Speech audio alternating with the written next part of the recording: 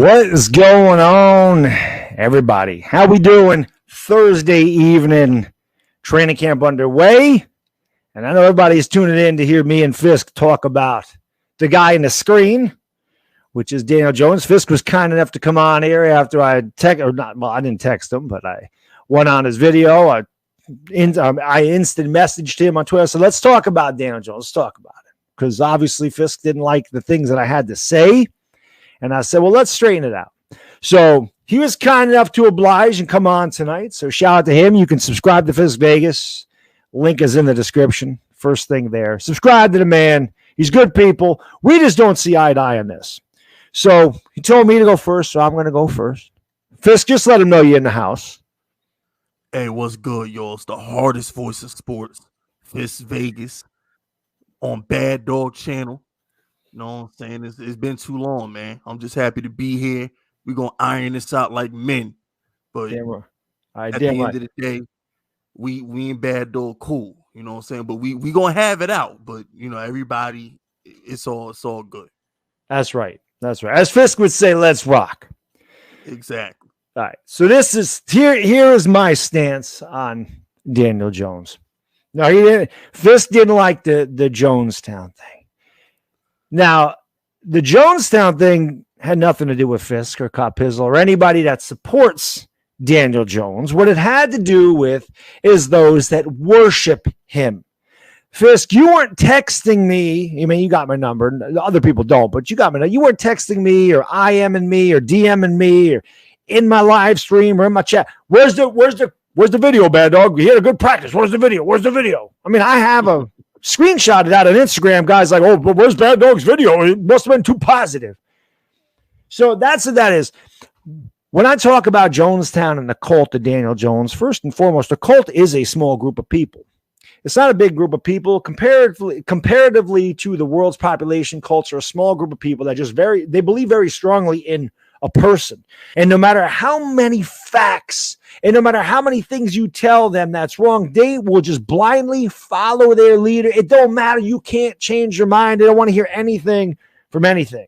And they're always going to tell you you're wrong. And no matter what you do, no matter how much you say, they go, this is wrong, this wrong, this wrong. And then as soon as something else happens, like, where are you at? Where are you at? When they can just disappear. Daniel Jones, I look at it this way. People are always saying to me, oh, man, you hate on Daniel Jones. You hate. Like I heard you and Cop Pizzle say, Giants fans turn their back on the team. See, that's not true. If we turn our back on the team, it will mean we're not showing up at the games. We're not watching the games. We're not investing our time. We're not buying the memorabilia. We're not buying the jerseys and the hats. We're not doing that. If we turn our back on the team, it's because we lose interest. The way I look at it is this. When I make a video, if he performs good, I say he performs good. The first day of training camp, there is a video on my page that says Daniel Jones and Kadarius Toney shine in training camp. So obviously, I talk positively about Daniel Jones. When he has a bad training camp or a practice, and I'm talking about the practice. Yeah, I know we're talking about practice, but my content is practice. You say it's filler content, and it kind of is filler content. It's preseason content. We're getting ready for the season, so it's my preseason content. But if he has a bad practice, I'm going to say he has a bad practice. People tend to believe that, oh, you just hate Daniel Jones. You hate him. And it's so far from the truth. All I do is talk about their performance. And it's not my fault that more often than not, he's performed poorly and the Giants have performed poorly. If I was hating on Daniel Jones when he had a good game, I would either ignore it or I would point out a little flaw that he had. Like if he threw for 347 yards, 3 touchdowns and a pick, and I was like, oh, the interception. Why are you throwing an interception? That's hating on him. I just give my opinion on what I see. And it's not just Daniel Jones. It was Evan Ingram. It was Joe Judge. It was Pat Shermer. It didn't matter. The list goes on and on and on and on and on because I can't stand losing. I hate losing. And I know that you guys are like, oh, you know, you got to support the team and this and that. And I get it. But voicing our displeasure towards players or poor performance, that's not turning your back or not supporting the team. I'm going to end it with this little analogy, and then I'll let you have the floor. I work for the state of New York. I handle a lot of budgetary things for school, all the schools in New York. I handle a lot of budgets. I do payroll. If I, for a year straight, right? Or even 6 months out of the year, if I was showing up late, calling in sick, putting money in the wrong budget code, paying people out of the wrong budget code, getting the salaries mixed up, and I had a bad year. At the end of the year, when I get my yearly review, my boss is not going to give me a favorable review. He's going to say, you messed this up. This is unsatisfactory. You've been coming in late every day. You know, you messed this up over here. You put the money in the wrong code over here. You did this incorrectly. Is my boss hating on me because I didn't do my job? Or is he just saying you didn't do your job, so you don't get a good evaluation? Whereas if everything was perfect and I did everything right and everything was good, everything was, oh, you did this well, you got that project done on time, you actually had time to spare, you're able to do some extra credit, I'm going to get a good review if I do my job right? So if I don't do my job, and he gives me a bad review, which is, in my opinion, us booing him or just voicing our displeasure, saying that was a terrible game. He has not played well. He's been bad. How am I hating on him? Like, how am I turning my back on him or not supporting him if I just talk about the way he performs in a game, good or bad? Okay, so here's the problem. That analogy is incomplete because you're under the assumption that Daniel Jones has performed poorly, and that's a lie. It's not even a debatable that Daniel Jones has performed well for this team for 3 years. For 3 years, he's been the best player on this team. Since day one, Daniel Jones has been the best player on this team. Statistically, he had one of the best rookie seasons of all time. Statistically, the 24-12 in 12 games, the 18-point comeback, the 5-touchdown win versus Washington in overtime. He's the only rookie quarterback ever to have multiple 350-yard pass games with 4+ touchdowns without an interception in NFL history. He did that his rookie year. He also threw a touchdown the first 16 starts of his career. That's what he did. Year two, let's call a spade a spade. Evan Ingram catches that ball, we're in the playoffs. If the Eagles don't tank, we're in the playoffs. Call a spade a spade. Daniel Jones should have a division title under his belt. The most swept under the rug game in the history of the Giants franchise is Daniel Jones beating the Cowboys at 1 o'clock. If Daniel Jones does not beat that Dallas team at 1 o'clock, we can't root for the Eagles at 8 o'clock, period. Year 3, last year, Daniel Jones came out of the gates like a bat out of hell, destroyed Washington. Evan Ingram dropped the ball. Dexter Lawrence is offsides. That ain't his fault. When he left the field versus Atlanta, we was in position to win that game. The last time we saw Daniel Jones on the field versus Atlanta, he trucked Grady Jarrett to get a 2-point conversion. He then goes to New Orleans and has a 10-point comeback in the fourth quarter and beats them in overtime. One of his best games. Nobody want to talk about that. We then go to Carolina. The whole team is hurt. Saquon's not there. Andrew Thomas isn't there. Shepard ain't there. Galladay ain't there. Tony ain't there. He takes that bum Darius Slay and whoever else is on the field, and he beats Carolina when Carolina was still good. He also beat the Raiders, who were a playoff team. And the last time we saw Daniel Jones, he Kurt Angled the Eagles. The last time we saw Daniel Jones, he beat the Eagles with a broke neck. That's the last time we saw him. The last time Daniel Jones played for the New York Football Giants, we were a game out of the wild card spot with tiebreakers over the Eagles and tiebreakers over the Saints. And that's a fact. When Daniel Jones got hurt, you saw what the Giants really are. When you took the best player off of the team, Daniel Jones is our best player by a mile. When you took him off the team, we couldn't cross the 50. Hell, we couldn't even get a first down. We were so pathetic, Joe Judge was calling QB sneaks just to punt the ball back. We literally went from being in position to make a late playoff push to get a wild card spot with Daniel Jones to being a laughing stock. A complete and utter joke of a franchise because we lost one player. Last time I checked, Madddog, Galladay was out there. Tony was out there. Saquon was out there. Andrew Thomas was out there. Why we ain't win?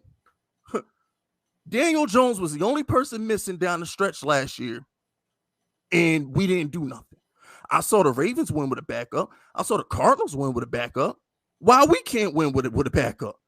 So at the end of the day, to quote the great Freddie Kitchens, and I say that jokingly, he's not great, but to quote Freddie Kitchens, when Daniel Jones got hurt, we couldn't hide the flaws anymore. He was the deodorant. He called on deodorant because he elevated everybody the best of his ability, and he covered up all the flaws. Daniel Jones, since day one, has had to put up with bad coaching, a horrible offensive line, and filth at the skill positions. Evan Ingram was trash. Darius Slayton was trash. Shepard's never healthy. Galladay wasn't healthy last year, and Tony was always had a rib problem, COVID. Something's always wrong with Tony.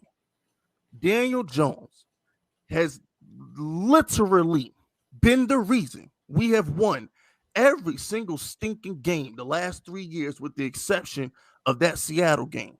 And the fact that he couldn't get a fifth-year option, or he has people like you, Madddog, who only highlight the negatives of the Giants and lump him in with that, is disrespectful and it's shameful, because he does not deserve any blame for the last 3 years. Because without Daniel Jones, we freaking go 0-16, and I think the last 6 weeks of the season, it proved that. I don't understand why y'all hate this kid. I don't understand why y'all overly criticize him. As a Giants community, we need to protect him. We need to give him a reason to be happy. I heard a rumor that he literally avoids social media because every time he turns around, it's something negative. You got hurt season hats being worn by Nick Sirianni and A.J. Brown. You got Washington fans trying to convince the world that Carson Wentz is the answer. You got Cowboy fans really trying to tell themselves that Dak is going to elevate the wide receiving core without CeeDee and Michael Gallup. I mean, not CeeDee, without Amari and Michael Gallup. And then you go to New York, and in New Yorkers, it's like, oh, this is a rebuilding year, man. We going to stink this year. Daniel Jones ain't the guy. We going to get Will Levis, who puts mayonnaise in his coffee next season. That's the energy that most of you Giants content creators put out there. So when I hear Madddog talking about something to quote to Daniel Jones, I'm the only one. Me and my co-host, Kyle Pizzle, on the Giants Outsiders, are the only two content creators that defend Daniel Jones. So when it was brought to my attention that Madddog does a video about, oh yeah, the cult of Daniel Jones in Jonestown, and I'm like, okay, he must be talking about me and my subscribers, because who the hell else has defended Daniel Jones? Where are they? Other than my subscribers in the videos I put out, who got something nice to say about DJ? I'm still waiting for somebody to point me to the content creator that consistently says nice things about Danny. Well, all right. So there's more than just content creators on YouTube. There's a bunch of typers. There's a bunch of people that subscribe that don't make videos that come into the stream and stick up for Daniel Jones. Like I said, when I'm getting IM'd and DM'd and people are leaving messages, where's your Daniel Jones video? That's not directed towards you. There's a big community besides the content creators. This is the thing with me. I don't worry about other content creators' content. I make my own content. I don't care what their opinions are. Everybody's entitled to make whatever content they want. Their opinion's fine. I will never criticize a content creator for their opinion, because I think it takes balls to come out here and show your face, or say, show up every week, every day, making a video, knowing that if you're wrong, you got to come back here and say you were wrong. But I'm also going to say this. You can say, oh, we won all these games because of Daniel Jones. He's 12-25 as a starter. He is 12-25 as a starter. He's got 21 touchdowns and 17 interceptions in his last 2 years. And in his career, he's got more turnovers and touchdowns. He does not progress at all. I saw a super chat that somebody left you in the video, and he said, Daniel Jones can make all the throws. He's mobile and he's accurate. And then he said, if I went and said that to someone else's channel, I'd get ripped apart. And I'm thinking to myself, that's bullshit, because anybody on my channel, anybody will tell you I have never, ever said Daniel Jones physically cannot perform. As a matter of fact, I think Daniel Jones' physical skill set is in the top 15. I put him right up there with Dak Prescott. I put him right up there with Derek Carr. He's 6'5". He is accurate. He is mobile. And he's got a good arm, and he's good. I mean, he can play physically. Unfortunately, that's part of the game. He has not progressed in the pocket. He's insecure in the pocket. He doesn't feel the rush. He can't elude the rush, and he makes very poor decisions. He's hesitant, especially in the red zone, which is why we do not score points. And if you look at his mobility, it's always on designed runs. It is not on him just scrambling. And when he scrambles, he gets hurt. So, and the other thing is, I don't just make negative Daniel Jones content. Go back and look at my channel. Go back and look at after the Saints game. I was the guy on here saying this guy's going to be better than Dak Prescott. This guy's going to be better than Mitch Trubisky. This guy's going to be better than Dwayne Haskins, God rest his soul. This guy's going to be better than Sam Darnold. As a matter of fact, I know I was one of the first people to say Danny Dimes. People say that I came up with that. I'm not going to take credit for that, but I was one of the first people to say that. I was on board with this kid. I supported him. Rookie season, I said, shit, this kid's going to be really good. Second season, I said, that's okay. New system, no training camp. It's 2020. It's a weird year. 2021, I started to fall off. I said, this kid ain't progressing in the pocket. This kid still can't read defenses. What do you mean, what did he do? Now, when you say he fell off in 2021, that's where you lose me, because I'm like, last year, we were fine. We were fine till he got hurt. He was winning games. He won as much as he could with the most inept coaching staff on planet Earth. No offensive line, and skill position players that were always hurt, including Saquon. He's the only reason we won games. Like, you gotta, and you're talking about the pocket. What pocket, bad dog? What pocket? He didn't have a line. In 2020, he held onto the ball the third longest in the NFL. Last year, he held onto the ball the sixth longest in the NFL because, again, he is hesitant in the pocket. His pre-snap reads are bad. The reason, a huge reason that Saquon Barkley had the year he had in 2018 was because Eli Manning could read defenses and put Saquon Barkley in the best position to succeed. And his receivers, Victor Cruz, Hakeem Nicks, they'll all tell you that Eli Manning was able to do that. Because you have to be a cerebral quarterback on top of being physical. Let me ask you this, Fisk. The Texans in 2020 were god-awful. God-awful. They didn't have DeAndre Hopkins. They had nothing. They were 4-12, but Deshaun Watson led the league in passing yards of 4,800. He had 33 touchdowns and 7 interceptions. How come Deshaun Watson can perform at that level with a bunch of scrubs? How come Matt Stafford could be a Pro Bowl quarterback every year on the Detroit Lions after Calvin Johnson retired and still put up great numbers on horrible teams and then go to the Rams and win a Super Bowl? Why can quarterbacks like that elevate and be better and put up good numbers? Why can't Daniel Jones do that? But that's the thing. It's his line. It's his coach. At the end of the day, Fisk, at the end of the day, is he good or not? At the end of the day, what is his record? At the end of the day, is he? You said, why can't he put up numbers on a bad team? That 24-12 he had in his rookie year, that was throwing to Caden Smith, Darius Slayton with no offensive line. So don't say he can't put up numbers on a bad team. Don't say that, because how many turnovers did he have in 20? Who cares? Brett Favre was winning MVPs, leading the league in interceptions. Eli Manning led the league in interceptions 3 times. Stop burying Daniel Jones for turnovers when everybody else shot praise, turned the ball over all the damn time. But they won. They won. He's won the best of his abilities.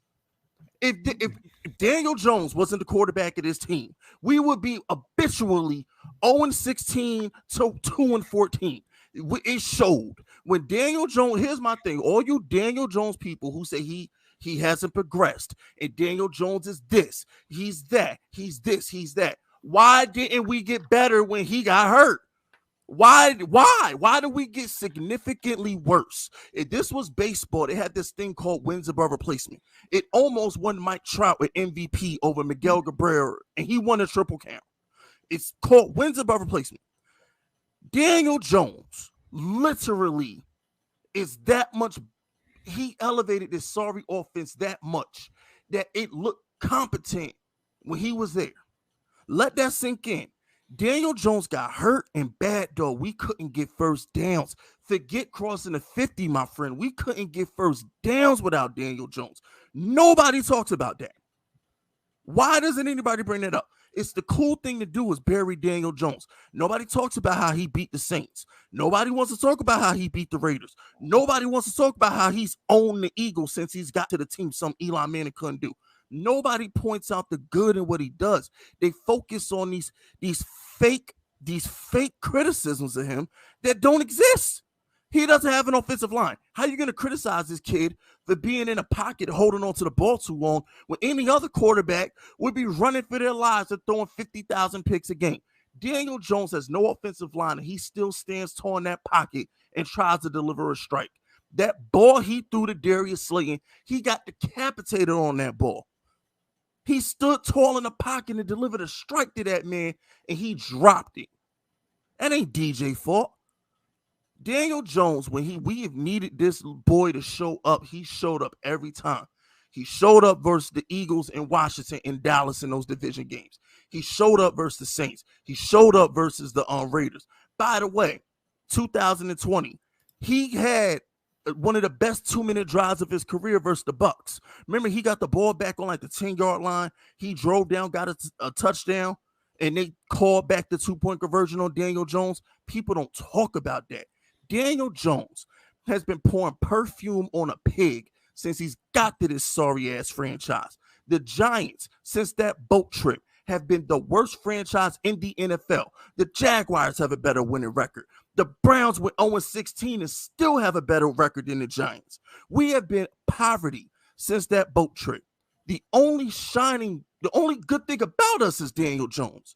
If we didn't have Daniel Jones, we would literally be going 0-17 next season. We wouldn't stand a damn chance. And it's okay for Trevor Lawrence to be garbage, and everybody blamed Urban Meyer, but Daniel Jones just had the most inept offensive coaching staff in the history of football, and everybody don't give a damn. It's all Daniel Jones' fault. You're supposed to make the Clapper offense work. You're supposed to make Freddie Kitchens' play calling work. You're supposed to make Joe Judge, the incompetent Joe Judge, who cost us a game in Kansas City, by the way, because Daniel Jones was moving the ball down the field the last 2 minutes, but we didn't have timeouts because Joe Judge wants to curse people out on the sideline and give Mahomes extra plays at the goal line, but we don't want to talk about that. Joe Judge cost us more games than Daniel Jones did. And here's one more thing.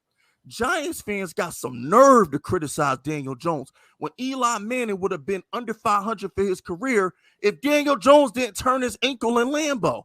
If Daniel Jones doesn't turn his ankle in Green Bay, Eli Manning retires under 500. So y'all can't be holding Daniel Jones to Aaron Rodgers, Tom Brady, Peyton Manning. If we were the Colts, the Patriots, if we were some franchise that had a great quarterback and you wanted to shit on Danny, I would be more receptive to it. But we're the Giants. We've had mediocre at the position all of our lives. And you're going to hold Daniel Jones to some mythical standard that he don't deserve to be held to? No. That's BS. We've been more competitive the last 3 years of Daniel Jones than we were for a decade under Eli Manning. And that's not debatable. Period. Let me get a couple of these super chats and I'll respond. DB, thank you, brother. He says, what up, Madddog? Shout out Visk Vegas. Oops, I mean Vegas. 2 goats. Thank you, sir. And then again, thank you, DB. He says, Fisk Mayweather. Watch your mouth, DB. Watch your mouth.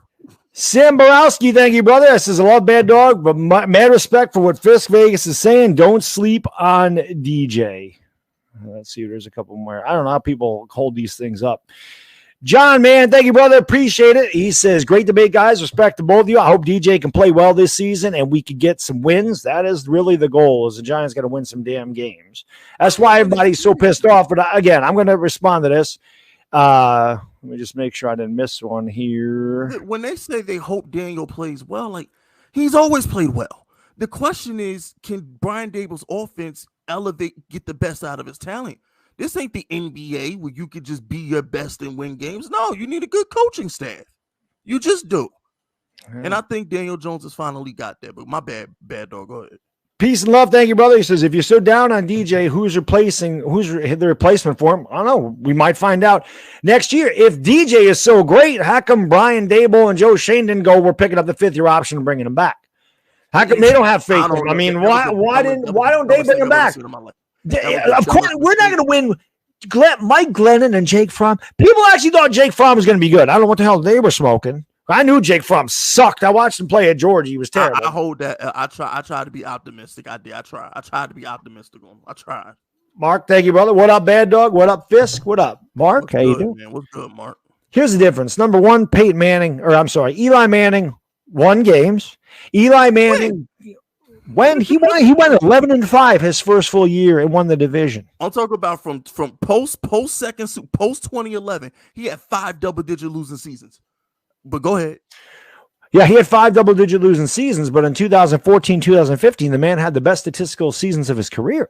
He threw 35 touchdowns and 14 picks in 2015. He should have won the MVP in 2011. I mean, he carried that. I'll agree with that. 2011 Eli was so. I mean, this is the thing. He won. You win in New York, it's different. You guys are talking about New Yorkers, and I'm going to tell you this right now. You're right. Up here. And I don't live in a city. It's probably 100 times worse down there. But up here, it is nothing but hustle. My whole life is nothing but hustle. I am always in a hurry. We're in a hurry. Time is money up here. It's a fact. I work 45 hours a week. I go to the gym another 10 hours a week. I try to grow my freaking YouTube channel when I should be sleeping. I'm trying to raise a 5-year-old and I'm married. So, yes, I am constantly in a hurry. I constantly feel hurried. But I'm also sick and tired of freaking losing. I'm sick of it. And the other thing is you keep saying nobody's giving him credit. Fisk, look at my damn channel. When he plays well, I give him credit. I don't ever go, oh, Jesus, he sucked against New Orleans. I never blamed him for Washington. Shit, that might have been the best game he ever had. He had a 32-yard run, touchdown run, called back as some phantom holding call. Darius Slayton dropped a wide-open touchdown, and Dexter Lawrence was offsides. I mean, I don't, when he plays well, I give him credit. That's my point. When he's good, I don't just ignore it and go, he sucks. He played really well. I said, can he keep it up, though? Can he be consistent? Fisk, he hasn't been consistent. There's no consistency. We don't know what we're getting from Daniel Jones from week to week. What? What do you mean? Because he shows up every week. The worst game Daniel Jones ever played was the game that got Garrett fired at Tampa Bay. But I don't know if you know Madddog, because I don't know if you got better information than me. But it wasn't the Eagle game that got Daniel hurt. It actually allegedly got hurt in the bucket. No, or the Buck game, right? So as far as I'm concerned, the worst game of Daniel Jones' career really was that bucket. That was the first time the Giants were like not competitive under Danny. Normally we're competitive and then we lose late. But we just got like annihilated by the Bucs that game. But other than that, he's more consistent than Eli was. Let's just call it what it is. Why do people compare Daniel Jones to Eli Manning? Because he's a better player through 3 seasons than he was through his first 3 years. I told you, Eli Manning got better every year. Eli Manning was top 5 in the league in touchdowns the second year in the league. They won 11 games. They made the playoffs every year from 2005 to 2011 and won 2 Super Bowls. Look at the coaching staff. Look at the offensive line. Look at Tiki Barber. Look at Plexico, Toomer, Shockey. Daniel Jones had Slayton, Caden Smith, and Nick Solder. and Saquon was always hurt. I mean, come on. No, it's just like, come on. The other thing is, you talk about the game when they called the 2-point conversion back. What happened on that play? Go back and look at it. I forgot the running back. He's wide open. Daniel Jones hesitates and throws the ball behind him. He's wide open. Everyone's like, oh, the receivers can't get separation. In the NFL, if you're a step ahead of the defender, you are wide open. Quarterbacks need to throw the receiver open in the NFL. That is something he hasn't done because he doesn't anticipate. It's between his ears. This is why I'm so hard on him, because physically he's gifted, and I've never questioned it, ever. Like I said, skill set, I'll put him right near the top 10 as far as physical skills go. But he doesn't read defenses. He doesn't check off. He doesn't know where the blitz is coming from. He doesn't audible the line of scrimmage. He doesn't change the blocking schemes. He stares down receivers. He pats the ball when he gets nervous. That's got to stop. And this is year 4, and we're still talking about what is this? We're still making excuses that all this happened and that happened. Like I said, how come Deshaun Watson can put up 5,000 passing yards and 33 touchdowns on a 4-win team. How come he can put up those numbers and Daniel Jones can't? You can't tell me it's coaching. Yes, it is. Oh, the Texans have good coach. The Texans have a good coach. Pep Hamilton is light years better than Joe Judge and Jason Garrett. Pep Hamilton is light years better. Huh? Come on, stop the cap. That was Bill O'Brien. No. That was the Bill O'Brien offensive coaching staff. So, yeah, most definitely. Hell yeah. That was Bill O'Brien's offensive coaching staff. Most definitely, yes. So you think it's just coaching. You don't think that the player has to perform. It's the coach. Let me ask you a question, Madddog. How the hell do you go from 24-12 in 12 games to throwing 20 touchdowns in 2 years? That's Jason Garrett, and this is on record. Colin Cowherd, I was watching Colin Cowherd's show. He was like, yo, I had dinner with Jason Garrett. We had these conversations. They told Daniel Jones to stop being aggressive. If you turn the ball over, you will be benched. We want you to be conservative. Stop pushing the ball. What did Joe Judge do? Joe Judge didn't want Daniel Jones to push the ball. He wanted him to throw checkdowns, move the sticks so they could control the clock and play field position. This is what happened. It's the coaching staff. So now you got Brian Dable coming in, and he's like, no, throw the damn ball down the field. Throw the ball. Throw picks, make mistakes. We want points. We want to play with pace. We want to get these guys in space. How the hell do you have an offense in 2021 that doesn't motion? We were 32nd in motion. The offensive, Giants fans listening to this video right now, our offense was so trash that we went to training camp and were doing backflips because we saw Kadarius Toney motion across the damn field. That's how horrible our offense was, that when we got to training camp, y'all cheered when a wide receiver went in motion. Let that sink in. Let that sink in for a second. I have never denied that Daniel Jones is in a crappy situation. But again, he has not progressed in the pocket. How did he progress? He stopped turning the ball over, Madddog. He stopped turning the ball over, but he stopped scoring points. He still didn't stop turning the ball over. He's got 17. He's got 17 picks and 21 touchdowns and 17 interceptions in the last 2 years. But how many? That he had what, like 25 total turnovers his rookie year. He had 12 interceptions and what, like 12 fumbles lost. So he in 2 years he had like 8 less turnovers than he did his rookie year. I called that progression. Eli never stopped turning the ball over. Brett Favre never stopped turning the ball over. Jameis Winston still turns the ball over. So for Daniel Jones to eliminate his turnover problem, give the boy some credit. Oh, listen, he gets credit for, and I'm going to tell you something. Another reason, and this is another reason why he struggles. Okay, people have film on him now. When you don't have film on a guy and he's brand new, he should be able to light you up. He should. But once people get acclimated and they study the film and the defenders study the film and they say, he's got this tendency and he's got that tendency and I'm going to jump around. What about the pass? What about the pass he threw to the defensive tackle that was laying on the ground? Yeah, who got fired? Who got fired immediately? Yeah, but still, I get Jason Garrett's a shitty coach. I get it. But Jason Garrett didn't throw that pass. He called the play. But Jason Garrett did not say roll out to the right, throw the ball perpendicular to the line of scrimmage with no receiver in that area. He didn't say to do that. That was not the play. The way that play developed, it looked like it. The way the play developed, it what it looked like to me is Daniel Jones didn't know what the hell he was doing. That's what it looked like to me. So that's a difference of opinion. Well, what about was terrible. You bring up that play, right? You bring up that play. I'm just saying that's just an example. Head taken off. But what about when he stands in the pocket, gets his head taken off by a linebacker, and delivers a strike to Darius Slayton to Everett Ingram and it gets dropped? I agree. I don't deny that. I don't deny that he's in a bad situation. I don't deny that, but he should be getting better. Highlight that, Madddog.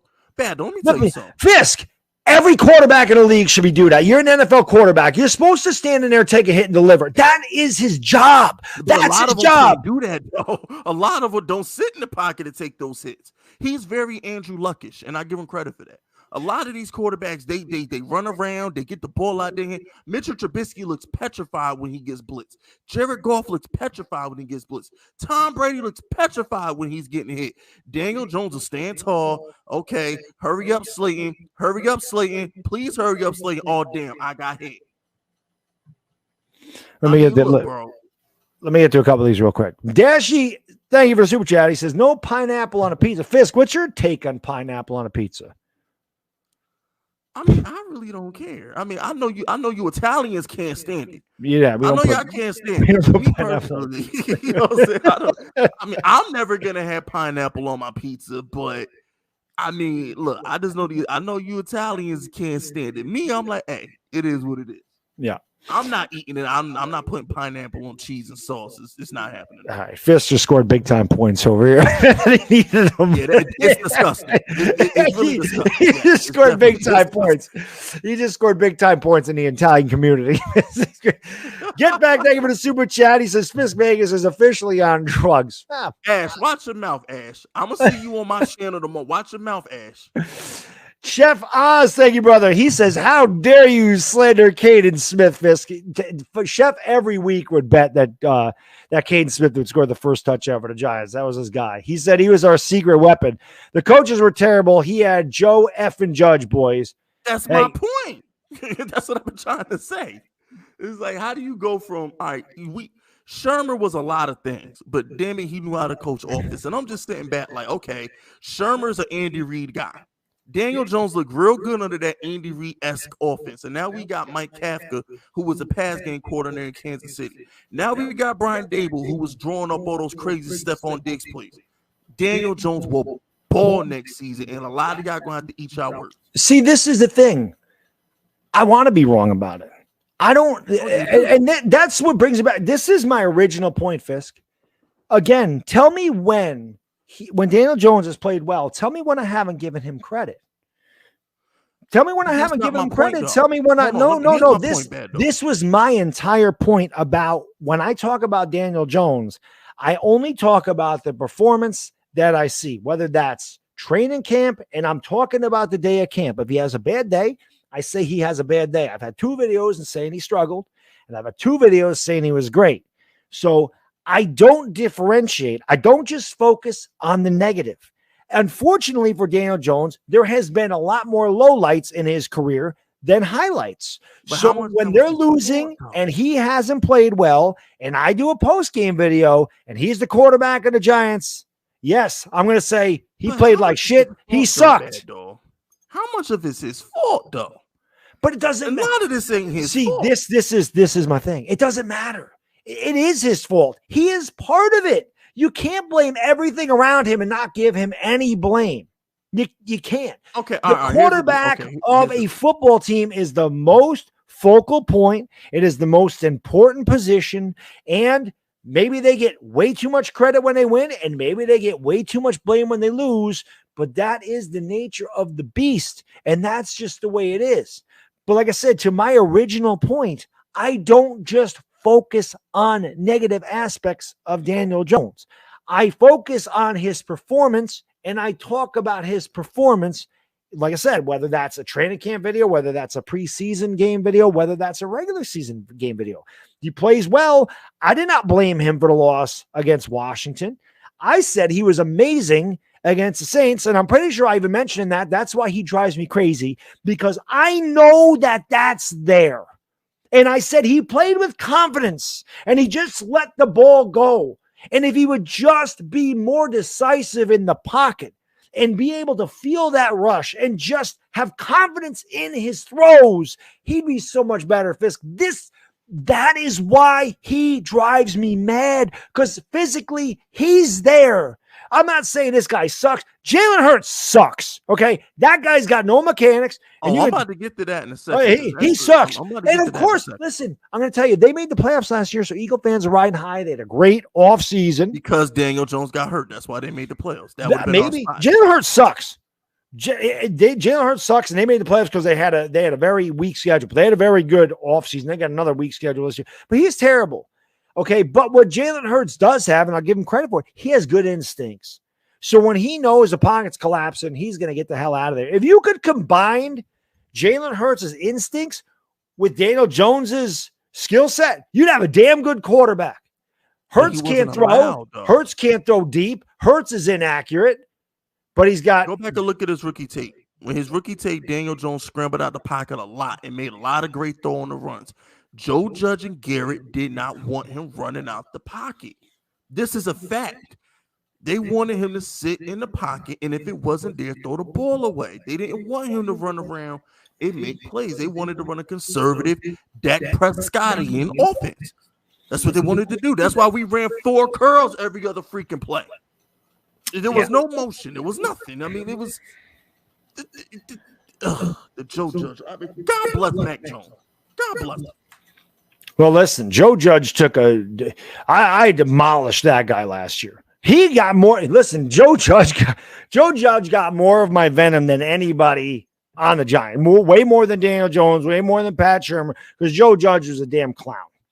And like I said, I don't sit here and deny and be like, oh, Daniel Jones is bringing the team down because the team is good and it's his fault. The team sucks.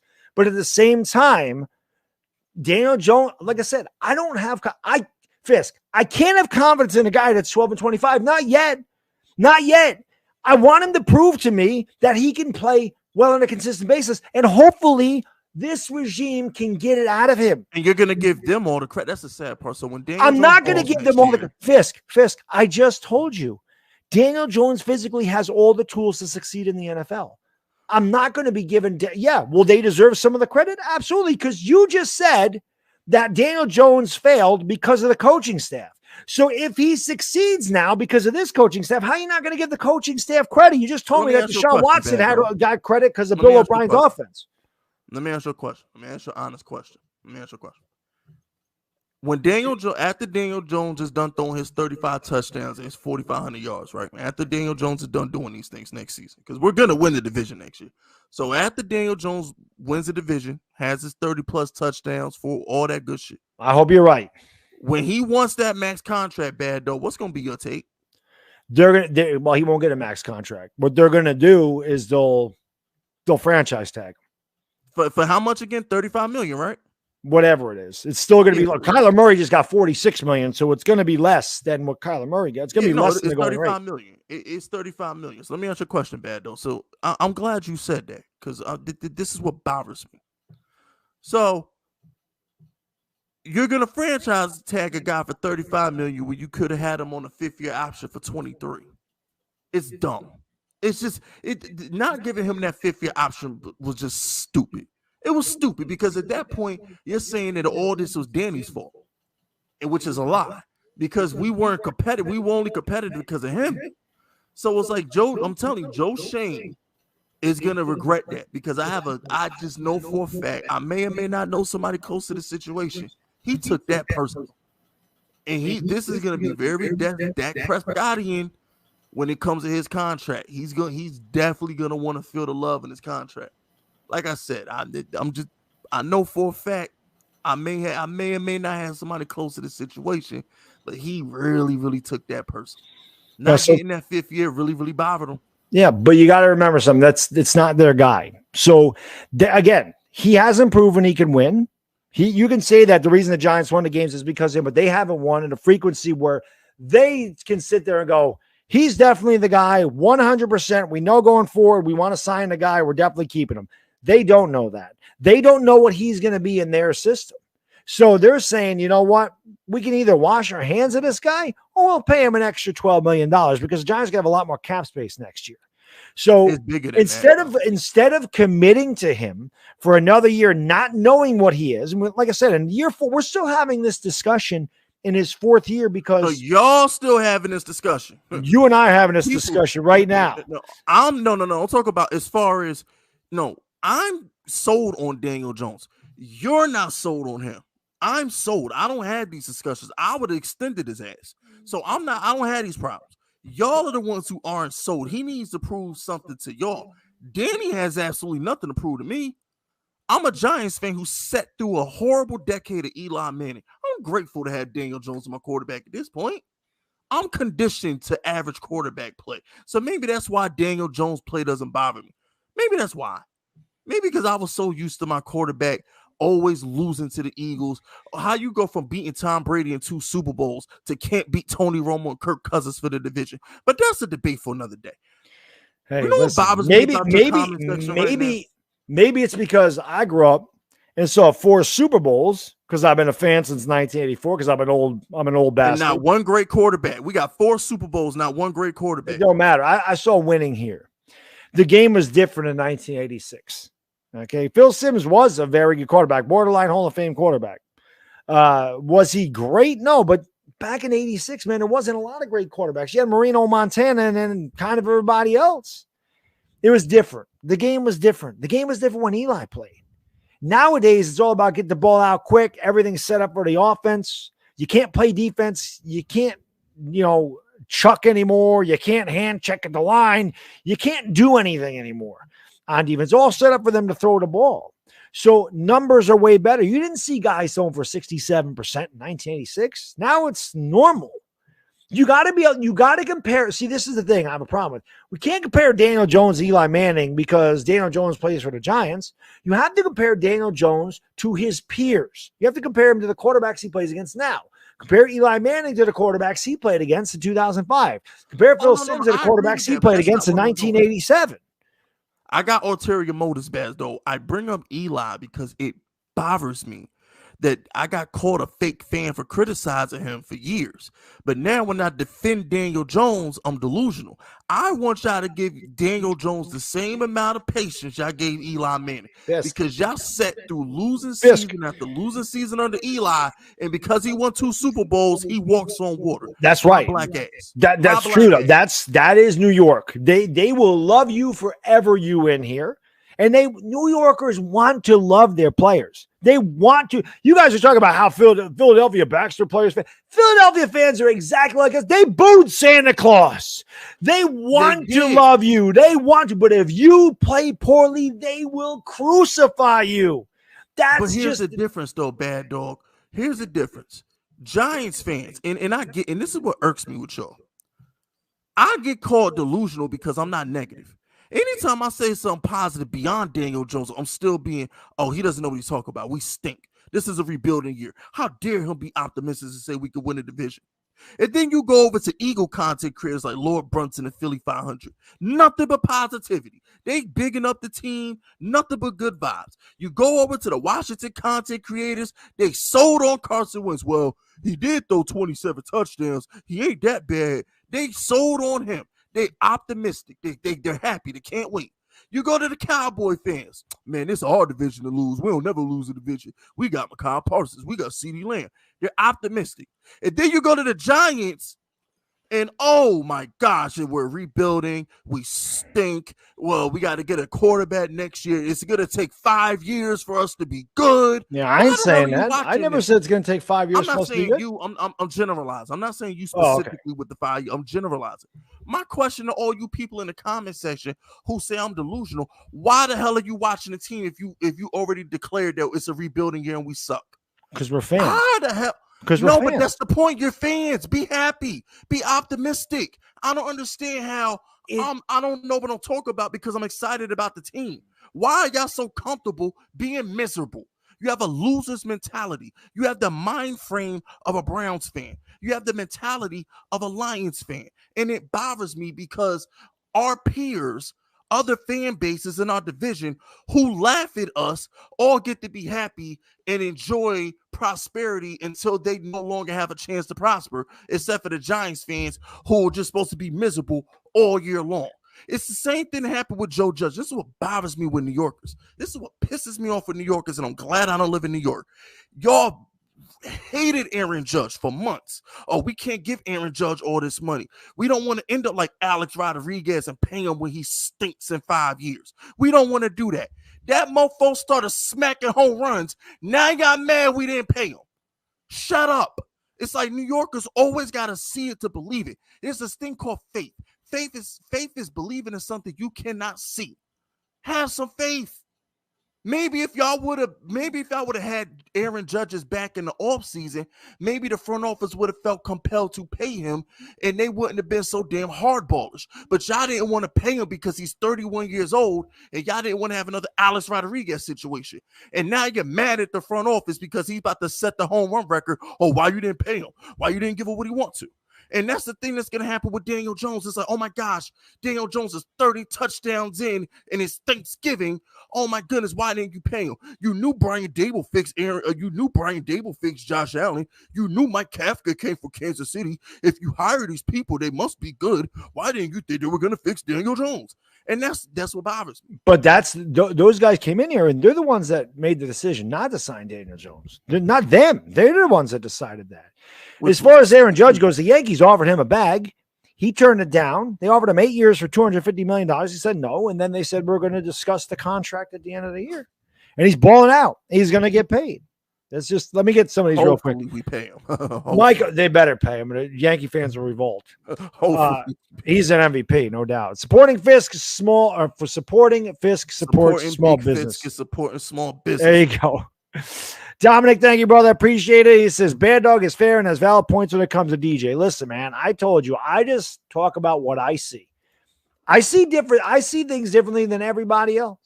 But I get that easy, and I'm going to respond about the Giants fans being negative. Gig and Spawn, thank you, brother. Appreciate it. Derek Carr last year is a good example on how a quarterback can excel despite issues on a team. That's true. He said lost his receiver, lost the coach. O-line was not good.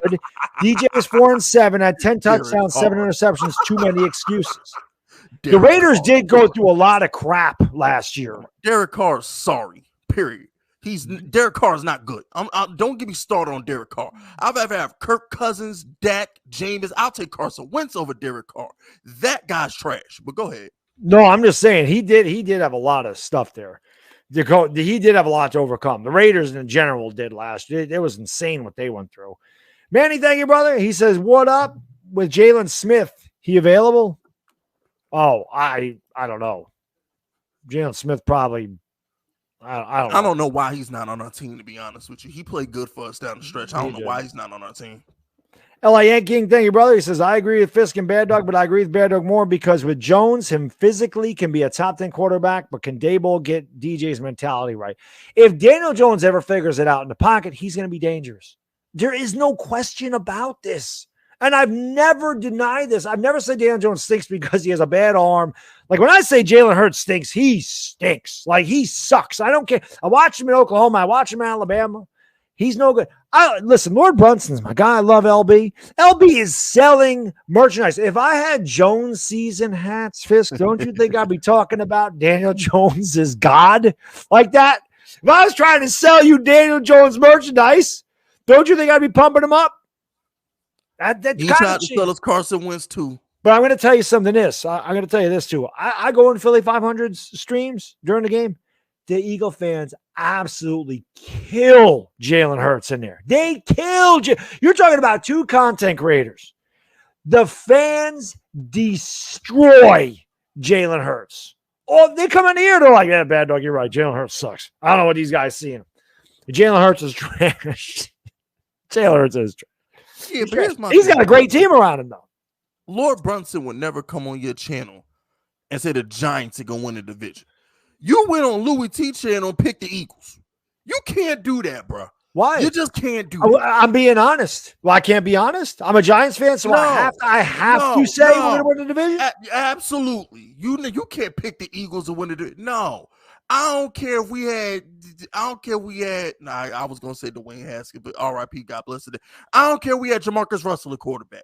On general principle, you're supposed to have the team back when you sitting next to an Eagle fan, a Cowboy fan, and a Washington, whatever they are, fan. You can't sit there and pick another team. Why? You just look bad, dog. I'm being honest. I am unbiased. I am honest in my assessment of everything I give. I say this all the time. I would rather people hate me for who I am than like me for who I'm not. You will never get a disingenuous rant or a disingenuous take on this channel. There is no fakery here. All the people that DM me about where's your Daniel Jones video? Where's your Daniel Jones video? Do you know how many video or how many requests I get? Do a rant on this guy. Do a rant on that guy. When are you going to rant on the Yankees? Rant on this. Rant on this. I rant when I feel it. I don't rant just to rant when I'm feeling something. And I wear my heart on my sleeve, and I'm an emotional guy, and not just on YouTube, in real life. This is me. Ask anybody that's met me, Fisk. People have met me in the chat. Ask anybody that's met me. I am the same way in person as I am on here. I'm just being honest. Does it make me sick? Italian coming out right now. What's that? Yeah. I can feel your Italian blood right now. So I'm going to hit you with a quote. Bad Dog. Never go against the family, okay? If you want to bury the Giants to me or Bobby Skinner or Chris or whatever, that's fine. But you can't go in enemy territory and go against the family. If you want to be honest amongst us, we're family. We're Giants content creators. If you want to say we suck around us, okay, that's fine. But you can't get on Louis T Network around Lord Brunson and what was the other guy? Law Nation. Yeah, you can't do that. You can't go against the family in public. You gotta hold the L in public. You gotta grit your teeth and bear it in public. I'm gonna tell you something. Amongst us, Bad Dog, it's fine. But you can't go around other content creators like, yeah, we stink, man. Eagles got this. You can't do that, man. You can't do that. It's fact. Oh, that was what I was gonna say. You talk about Giants fans being miserable. Washington's won this division. Philadelphia's won this division, and Dallas won this division last year. We have won 22 games in 5 years. So we are the worst team with the Jets. So that Giants fans, division title don't count. Nah, that don't count. That was ours. That was supposed to be ours. Regardless, they won the division twice. They won the division by default, but they won it. Okay, they won it. The RG3 year they won it by default. That year too, they were not good, and they won it by default. But what the thing is, the Giants have beaten this fan base down so much with poor ownership, poor decisions, poor GMs, poor draft, poor contracts, poor trades. So Giants fans in general are just like, Jesus Christ, we are beaten down. We've won 22 games in 5 years. So they're not going to come out and go, all of a sudden, we're going to turn around. We're going to be a 12-win team. Could that happen? Yes. But is it likely? No. Baby steps. Again, we were talking about how Daniel Jones had to learn under a new system and this, and he's got to adjust. So this is the same thing. He's got to adjust. So why do we expect Daniel Jones to come out and ball out in the Giants to win 13 games or 12 games and win the division when we didn't expect it from him under the new regime with Joe Judge? Well, he's got to learn the system. Well, I don't know. Last year we was cocky. Any Giants I picked us to win 10 games last year. Y'all might have said any Giants fan that says we weren't cocky going into last season is a liar. Yeah, on that round table last year, I picked the Eagles to finish dead ass last. I picked them to win 4 games last year. We was all we all bought into the hellfire brimstone Joe Judge speeches. Joe Judge had a brainwash going into last season. I got to tell you this, Fisk. You know what this is? You know what that's called when you go into enemy territory? I'm Italian, right? You know this. You keep your friends close and your enemies closer. You remember this. Your enemies come at you with smiles, Fisk. See, it's all mind games over there. You see, reverse psychology. Come on, Fisk. You know me. Now, wait a minute, Bad Dog. All right, I'll time out, Bad Dog. You a Bad Dog. You known for your rants and being real. You don't get to do that. Okay, I'm sorry. If that was Chris or something like that trying to play nice, okay, fine. But you're Bad Dog. You're supposed to bring the smoke. When you go to the other channel, you're supposed to be like, you know what, Danny? I think you stink. But for the sake of this damn round table, you the greatest thing smoking for the day. For the next couple hours, I'm bigging you up. That's how it's just supposed to be. I will tell you this. You can ask LB, you can ask Brunson. I freaking destroy Jalen Hurts. You can ask him that. I don't ever give Jalen Hurts any damn credit. I say he's the best running back on your team is your quarterback. He is. I know. And that's what kills me too, right? And I'm done bashing Giants fans after this, but this is what bothers me. Giants fans out here trying to get Will Levis and his mayonnaise coffee. Okay, and then Eagle fans is out here really trying to justify $40 million of Jalen Hurts. I just want Giants fans. You know what I want Giants fans to be like, Bad Dog? I want Giants fans to be like Knicks fans. When the Knicks were halfway decent, it was bing bong. It was the garden is lit. We're gonna boo Trae Young and throw things. I want that energy for the Giants. Man. We had it. Fitz. I want that. In 2020, we won 6 games and we were excited as hell. It felt good. It did feel good. That It did season feel felt good to know good. when it came down to the last game. I didn't give a shit that we were 6-10. No, when it came down to the last game, it did. It felt good to be competitive. And I want to feel that again. And Giants fans want to feel that again. But this is the thing, Fisk. I don't give a shit if it's Daniel Jones. I don't care if it's Jimmy Garoppolo. I don't care if it's Will Levis. I don't care if it's Bryce Young, CJ Stroud. I don't give a damn who it is. I don't care who's under center here. I just want to win. This has nothing to do with Daniel Jones personally. This has to do with me being a New York Giants fan. I root for the laundry.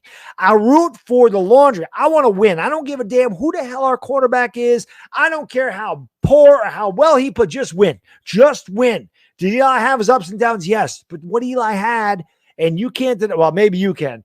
Fans are going to tell you, no matter how bad Eli would play in a game, no matter how bad he looked, if we had 2 minutes to go in that game and we had a chance to win, more often than not, you were sitting there going, we're going to win this game. He's going to do it. He's going to bring us down and he's going to win. I want to get that from Daniel Jones. Okay, I want to have that confidence and Daniel Jones go, we got this. Just give me that. And when he did it against the Saints, I thought he turned the damn corner. I thought it happened. Forget what I was going to say. Forget my Eli Manning thing. Forget that for a second. Let me ask you a question. Let's change the narrative on Danny real quick. Let me just ask you a question. Because his rookie season, he had the 2 miracle comeback wins. We all know that. The OT versus Washington, he had the 18-point comeback versus Tampa. Jameis. Yeah, yep. Tampa. Yeah, right. Now, let me ask you a question. Hypothetically speaking, if Evan Ingram catches that ball, if the 2-point conversion flag doesn't get picked up, and if that bum Darius Slayton catches the ball, how clutch is Daniel Jones? How much different? Oh, by the way, if Adoree Jackson catches an interception, the highlight of the season is Daniel Jones trucking Grady Jarrett for the 2-point conversion. That was good. I like that. If you give Daniel Jones those 4 wins that he got robbed of, how clutch is he? He's been clutch. He's done his part to the best of his ability. Listen, but that's the thing. Is his ability good enough? And that's a Giants fans question. Again, we're in year 4 and we're still questioning this. And the other thing is, Fisk, if Daniel Jones is picked in the 2nd round, I don't think this is a big deal. And again, this isn't Daniel Jones's fault that he got picked 6th overall, but it's the reality of the situation. And when you're the 6th overall pick in the draft, you are expected to carry a team. And I know you're saying, players let him down. He has. But he's carried us. He's got to stay healthy. That has to happen, man. The guy can't. That's my only knock on DJ. The best ability is availability. He got to stay healthy. And I'll tell you, Fisk, in that Cowboys game, you can go back and you can watch Chris in my stream.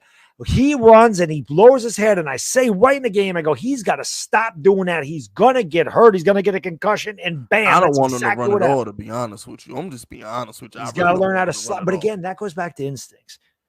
It really does. I'm rooting for Daniel Jones. And again, this whole stream initially started because I get pegged as I'm a Daniel Jones hater. And I'm a DJ lover. And I'm like the total other. So what we are, Fisk, is we're like Daniel Jones's physical skill set and Jalen Hurts' instincts.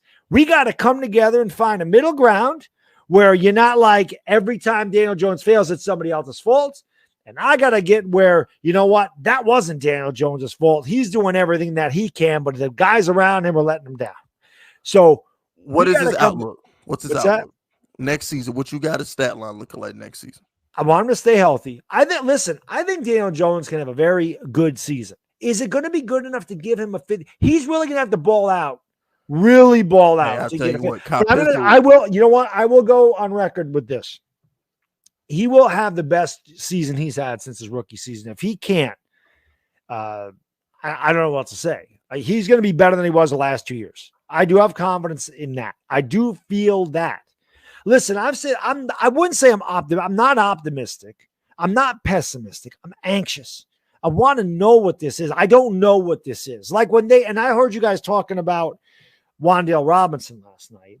And when he was drafted, I didn't shit on the pick. I wasn't mad. I didn't understand it. I was like, there's a lot of other ways we could have went. But at the same time, I know Chris and I were both saying, you got to kind of trust Joe Shane's vision. We don't know what Joe Shane has in vision. He's taking his players, so he has a vision. We can't, and that's why I wouldn't give the draft a grade. I'm like, I have to see what he does with these guys because we don't know. Like if Dave Gettleman would have drafted Wandale, would have drafted. We don't know what Joe Shane's done. I have to see what these guys do in the field before I say that was a good pick or that was a bad pick. And in practice right now, Wandale looks like a damn good pick. So, and Daniel Jones been balling for 3 days now, by the way. Last 2 days, this week he's been good. I told you, I made the videos. I said he's been good. The Jonestown video. Where's your DJ video at? You did some Yankee videos. Where your DJ videos for the past 3 days of excellence? Well, they didn't. They didn't practice today. The Jonestown video. No, they didn't practice yesterday. The Jonestown video. After I get done talking about the Colt, I talk about how great Daniel Jones was in practice. I said he was 11 out of 14 and third down long drills. And I said he played great. He was awesome today. And then I didn't do a video yesterday. I did a live stream last night. So I talked about how good Daniel Jones was in practice. And I said, maybe he's turning the corner. Maybe he's figuring it out. So, and there's that video on there. Day one, Kadarius Toney and Daniel Jones shine. They're there. Giants fans, I hate to rip y'all, but I got to rip y'all. Draft night, y'all went from slurping Joe Shane to wanting to fire him over the Wandale pick. And y'all were actually entertaining Toney trades. Here's what bothers me with Giants fans, right?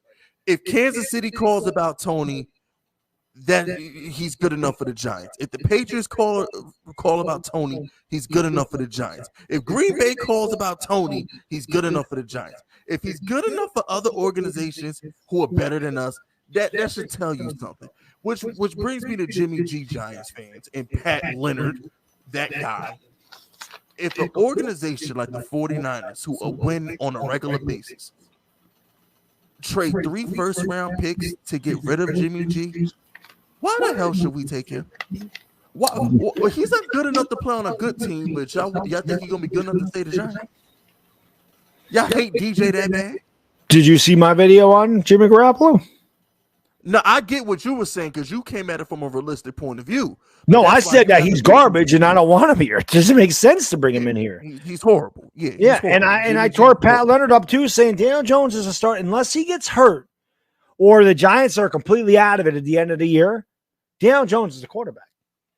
He's the quarterback. The Jimmy G, that's just reporters looking for something for people to read an article. That was never, ever feasible. He's 31 in November.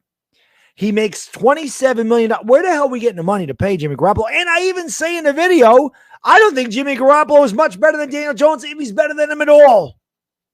Basically. So, and my thing is, I don't understand why people entertain Jimmy G when y'all been crying broke for 6 months. We had to get rid of freaking Joe Shane over here with a beggar's cup over here, getting rid of Bradbury and Logan Ryan. But yet y'all want to go get $27 million for Jimmy G. That's what I'm saying. I didn't get it. I didn't get it at all. Let me get a couple of these real quick. Cushmaster, what's up, buddy? Thank you. He says, remember, supporting Madddog is like supporting small business. This is true. That's true. Don't forget about that. Supporting any YouTube content creator is supporting small business. You kind of big business out here. I am big business. 100,000. I ain't got 100,000 yet, and close enough. That's nothing on YouTube. That is nothing. Shit. It is nothing on YouTube. That's nothing. That is nothing. Art Vandalay, thank you, brother. He says, why is this guy saying not to go against the family after trashing Giants fans and New Yorkers for being rightfully upset with the team? No. You never go against the family in public. We could diss each other. Giants content creators and Giants fans, we could argue amongst ourselves. I'll talk about Madddog going on Louis T Network and picking the guy. You could have picked the Cowboys. You really picked the Eagles. I said the last game of the season. I said the last game of the season was going to decide it because I felt like Washington. I couldn't believe that came out your mouth, Madddog. I ain't even gonna lie to you. I couldn't believe that came out. I'm like I said, man. Whether I like it or not, I'm honest. That's it. I'm honest. That's my honest take. I've been picking him since last year. I said the Cowboys, the Eagles got way better. Listen, I hate the Eagles. I hate them. I can't stand that team more than any team in the NFL. I hate them a little bit more than the Cowboys. I can't stand either one of them. But Howie Roseman's done good things there. There's no denying that. I can't Bro, deny I got that. a whole Giants channel. I'm so sick and tired of people saying I openly root for the Saints. I have a whole Giants channel and a general sports channel. That's like the dumbest thing in the world. Okay, so when I'm out here calling Joe Burrow, Joey B, and Joe Breezy, I'm a Bengal fan now. Yeah. I'm a Bengal fan, right? Like, come on, man. Like, stop. I got a whole Giants channel. Like, stop it. By the way, speaking of supporting small business, if you haven't subscribed to my guy Fisk Vegas, the link is in the description below. Make sure you guys subscribe to him, check him out. Listen, I've said before, 6K. Fisk and I are cool as shit. We've always been cool. We just disagree on Daniel Jones, but this is what I like. You can see both of us are very passionate. We love our Giants. We just come at different, but very respectful to one another. We get heated. It's the heat of the battle, but this is what this is. This is because this team has won 22 games in the last 5 years. If we were winning 10, 11, 12 games a year, Fisk, we wouldn't be having this discussion. Oh, let me ask you a question, Bad Dog. Let me ask you a question. Kai Pizzle, shout out to Kai Pizzle, my co-host on the Giants Outsiders. He brought up a good point. Do we need to sacrifice Sterling Shepard to get rid of the curse? Because I'm sitting back like, he is the last of the boat trip. Everybody's going but him. Do we need to sacrifice Sterling Shepard before we can be good again? He's gonna be going. You want to talk about a guy that has been extremely disappointing to me, especially being a Sooners fan, is Sterling Shepard. When Shepard got here, I'm like, oh my God, what a great pick. This is amazing, man. He's going to be awesome. Like, I was so pissed off at Jerry Reese for taking Eli Apple. People think I was mad at the Daniel Jones pick. I was more mad at the Eli Apple pick. I said, there's an Eli Apple rant on my channel. That's the day after we picked him. I wanted Conklin and I wanted Leonard Floyd. And when we got traded up and he took Eli, I lost my mind. The Daniel Jones reaction was nothing compared to when we drafted Eli Apple, but then he drafted Sterling Shepard, and I got so happy. I'm like, oh my God, what a pick. This kid with Odell Beckham, he's going to be so awesome. Drops, hurt all the time. None of this happened at Oklahoma. Extremely disappointing. So, yes, to answer Comp Pizzle's question, yes, we need to sacrifice Sterling Shepard. I'm surprised he's still on this team. But Comp's right. This is the last of the Mohicans. It's the last of the boat trip. The last one. Get him out of there. Get it rid of him. I really think that boat trip got us cursed. I did. do. He's the last. We have not been above 500 at any time since that boat trip. We haven't been 1-0. We ain't been 3-2. We ain't been 2-1. We've been 2-2. We've been 500, but we have not been above 500 since that boat trip. And this is why. And mini rant right quick, right? Because you bring up Eli Apple, right? So y'all know 5 wide receivers from the 2019 draft class got paid. That bum Dave Gettleman traded back into the first round to get DeAndre Baker. Yes, he did. And we could have had a Deontay Johnson. We could have had Metcalf. And I'm just sitting back like, damn. Like, oh my gosh, bro. Yeah. We could have Montez Sweat instead of Dexter Lawrence. Well, Dexter Lawrence has been playing well in camp, but still, we could have Montez Sweat. I don't know. The Giants just. Yeah. And that's the other thing, Fisk. Dave Gettleman was a big time liar. I mean, he said he was fixing the offensive line. He had 6 first-round draft picks. He took 1 offensive lineman. And you know what? Yeah. That guy's pretty good. His name's Andrew Thomas. He's a pretty good tackle. He never addressed the offensive line. He took Shane Lemieux in the 5th round. He took Matt Parrott. Matt Parrott even on the team anymore. I will say this. He signed Nate Solder, was the best available left tackle. Solder came here. It was a train wreck. I'm not really putting that on Gettleman. All those Patriot players are trash when they leave New England. They are. I mean, Ben McAdoo called him out in that. And one thing I'll say, Ben McAdoo, not a good head coach. Sometimes guys are just not good leaders of men. But McAdoo is a smart football guy, and he's a good offensive coordinator. And I think he can make Baker Mayfield a little bit better. Baker's not as good as I thought he'd be either. I thought Baker'd be a lot better than he is. He is not. But he was right about a lot of things. And Gettleman's like, we don't sign Beckham. I knew Beckham was getting traded. When they traded Olivier Vernon, I mean, in that video, I say, don't be surprised if Odell Beckham's next. Oh, Bad Dog. How did you feel about because we ain't spoken a while. I got to ask you, and I want you to tell me the truth, Bad Dog, because I have no idea what you're going to say when I ask you this. Did it break your heart watching Odell catch that touchdown in the Super Bowl? Because it broke mine. It broke mine. I need your honest take. Because we were told by Gettleman and Shermer that you can't win with him. He's not a winning player. He's bad for the locker room.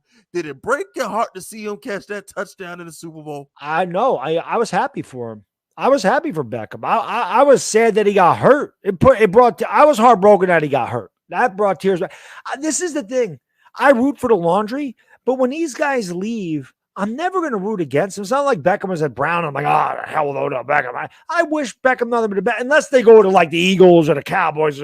I'm obviously going to hate them. Traitor. Right. James Bradbury, I'm not going to root. I hope that guy sucks. I hope Kenny Galladay and Kadarius Toney, leave him hanging. I hope that he has to pick his jock up off the field after they get done, running right by him and making him look like a damn fool. That's what I'm hoping. But it's not like I wasn't happy for Odell. I'm sorry. I wasn't happy. I was pissed. Yeah. I was so pissed. It wasn't Odell Beckham's fault that he got traded. So it wasn't, but Bad Dog, that's back-to-back Super Bowls. I had to watch great Giants players get busy. I was pissed off when I watched JPP get a sack versus Mahomes, and I was pissed off when Odell Beckham caught that touchdown versus the Bengals. Those are two Giants players who are still in their primes that should still be wearing blue. It pissed me off. I'm sitting back like JPP should still be a Giant. Odell should still be a Giant. Like, what the hell? I can say this with Beckham, and this is why I should have known that they were taking a quarterback, because I swear to God, they were like, I don't want Odell Beckham influencing the young quarterback. I should have known after 2018. I should have known they were taking a quarterback when they traded him. I should have known at that point that was going to happen. I didn't see it. I definitely did not see it. I didn't know who the hell Daniel Jones was. I never heard of Daniel Jones. I only know because I live in North Carolina. So I knew because he's on my television every Saturday at Duke. So I only knew him because of that. I was like, I don't watch Duke football. Fellow Carolina boy, by the way. I watch SEC football and obviously Big 12 football because I'm a Sooner fan. Pretty soon the Sooners are going to be in the SEC, and that's all I'm going to watch. But I do watch a lot of college football. I'll still watch the Big 12. I'll still watch the Big 10. I love college football. I love Saturdays in the fall. If I'm not doing anything, man, I will sit in front of my television from 12 p.m. till 12 a.m.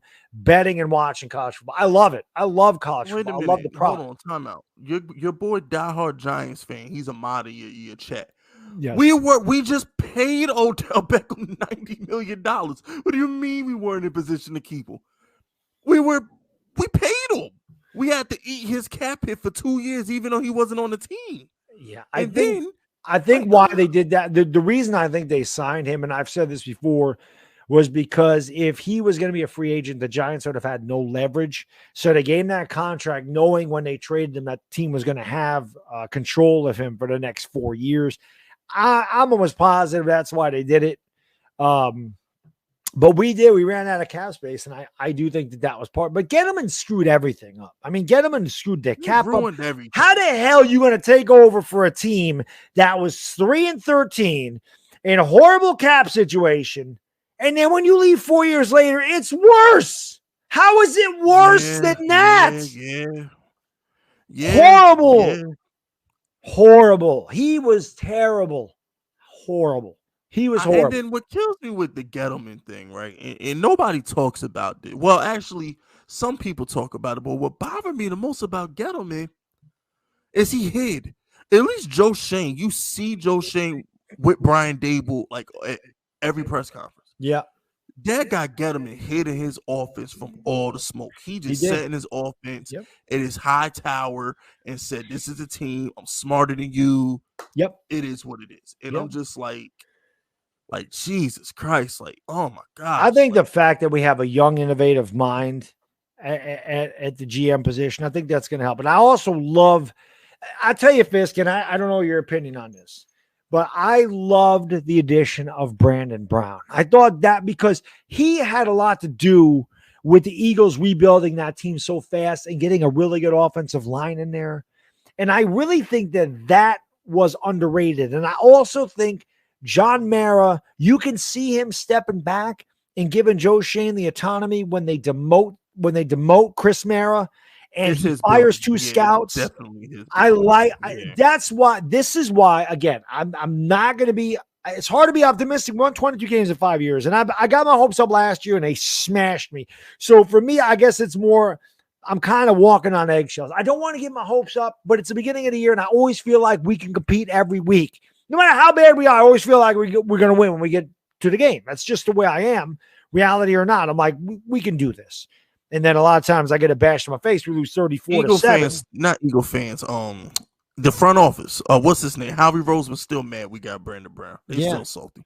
I loved that. I loved that addition. I think that the Giants are building something. It feels different this year, but I just talent-wise, it was hard to improve upon the team. We had no cap space. You know we're due, right?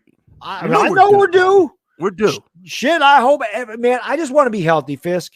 I just want our key players to stay healthy for 17 games, and then you let the chips fall where they may. You know what I mean? I just want a fair shake. If Jones can play 17 games, and Barkley can play 17 games, and Galladay and Tony can play 17 games, and you know, Azeez Ojulari and Kayvon Thibodeau and Evan Neal and Andrew Thomas. Names, bad though. Look at those names. If they can play 17 games, Fisk, and we're 5-12, then we know it ain't good enough. We got the best skill position players. All right, let's call a spade here. Let's keep it a buck. We got the best running back in the division, and we got the best collection of wide receivers in the division. Tony's better than Devontae Smith, y'all. Like stop. All right, Devontae Smith is okay. We all know Tony's that guy. Like Tony's gonna be special. Okay. Don't even get me started with Washington and whatever the hell they got behind Terry McLaurin. Like no, then we got the best pass rush in the division. Like let that sink in, right? We got Ojulari on one side, Kayvon on the other. We got Leonard and Dexter in the middle. Okay. Like the Giants got a lot of talent. I know it's taboo, Giants fans. I know we're not supposed to be optimistic. I get it. But damn it, we got some talent on this team. I'm excited to see. Pretty good. I'm excited to see what Wink does as a defense. I worry about our secondary a little bit. I tell you what I love is Xavier McKinney. You want to talk about a guy that's just balling out. He's special. McKinney's a special player. And hopefully Blake Martinez can stay healthy. But the defense is going to be, I worry about the offensive side of the ball because I don't know what the hell it's going to be. And again, a lot of it's going to hinge on Daniel Jones. But I can tell you this, if they're successful in offense, Fisk, he's going to get credit. He's going to get credit for me anyway. Okay, well, so here's the thing, Bad Dog. All right, so Vegas, like I don't know if the odds have changed, but last time I checked, right, the bookmakers, they have Brian Dable. He's second to win Coach of the Year, right? So let's do the math here. All right, let's just I'm a paint a picture for y'all. Y'all view it however you want to. Brian Dable is second to win Coach of the Year. Okay, that's number one. That's clue number one. Clue number two, Kadarius Toney is one of the most popular fantasy picks in all of the world right now. Saquon Barkley, one of the most popular fantasy picks. And I'm not talking about your little 12-team home leagues. This is all about $2-3 million best ball tournaments that people have to invest players in, right? And you know who everybody's favorite quarterback to draft late rounds right now is Daniel Jones. What I'm trying to say is even the haters, when it's time to put their money where their mouth is, Bad Dog, Vegas had to make Brian Dable one of the favorites for win Coach of the Year. All these daily fantasy sharps and everybody who you depend on to get your analysis from, they got to rank these Giants players pretty high.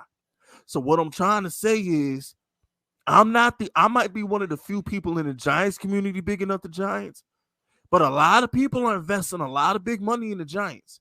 And the only way Vegas is going to make Brian Dable second to win Coach of the Year, Bad Dog, is what? He got to win games, right? Yes, you do.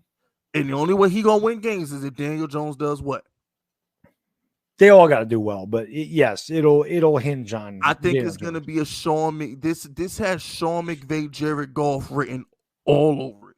I really think this is going to be a situation where it's like you had Jeff Fisher, a la Joe Judge, some old conservative bum who don't. I hope Joe Judge is terrible, not the right guy. And again, that was a ghetto. Bring in Dable, and then you bring in Dable, and it's like, oh my gosh, he can do this. Oh, we didn't know Jared Goff could do that.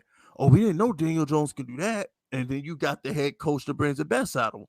I think that's what's going to happen. I think it's really going to be a situation where Dable's going to come in, get the best out of Danny, and I think he's going to get a majority of the credit.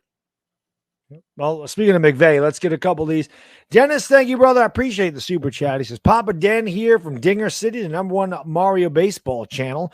Coaching and team matters. Stafford had 5 seasons above 25 touchdowns in his 12 and 13 seasons.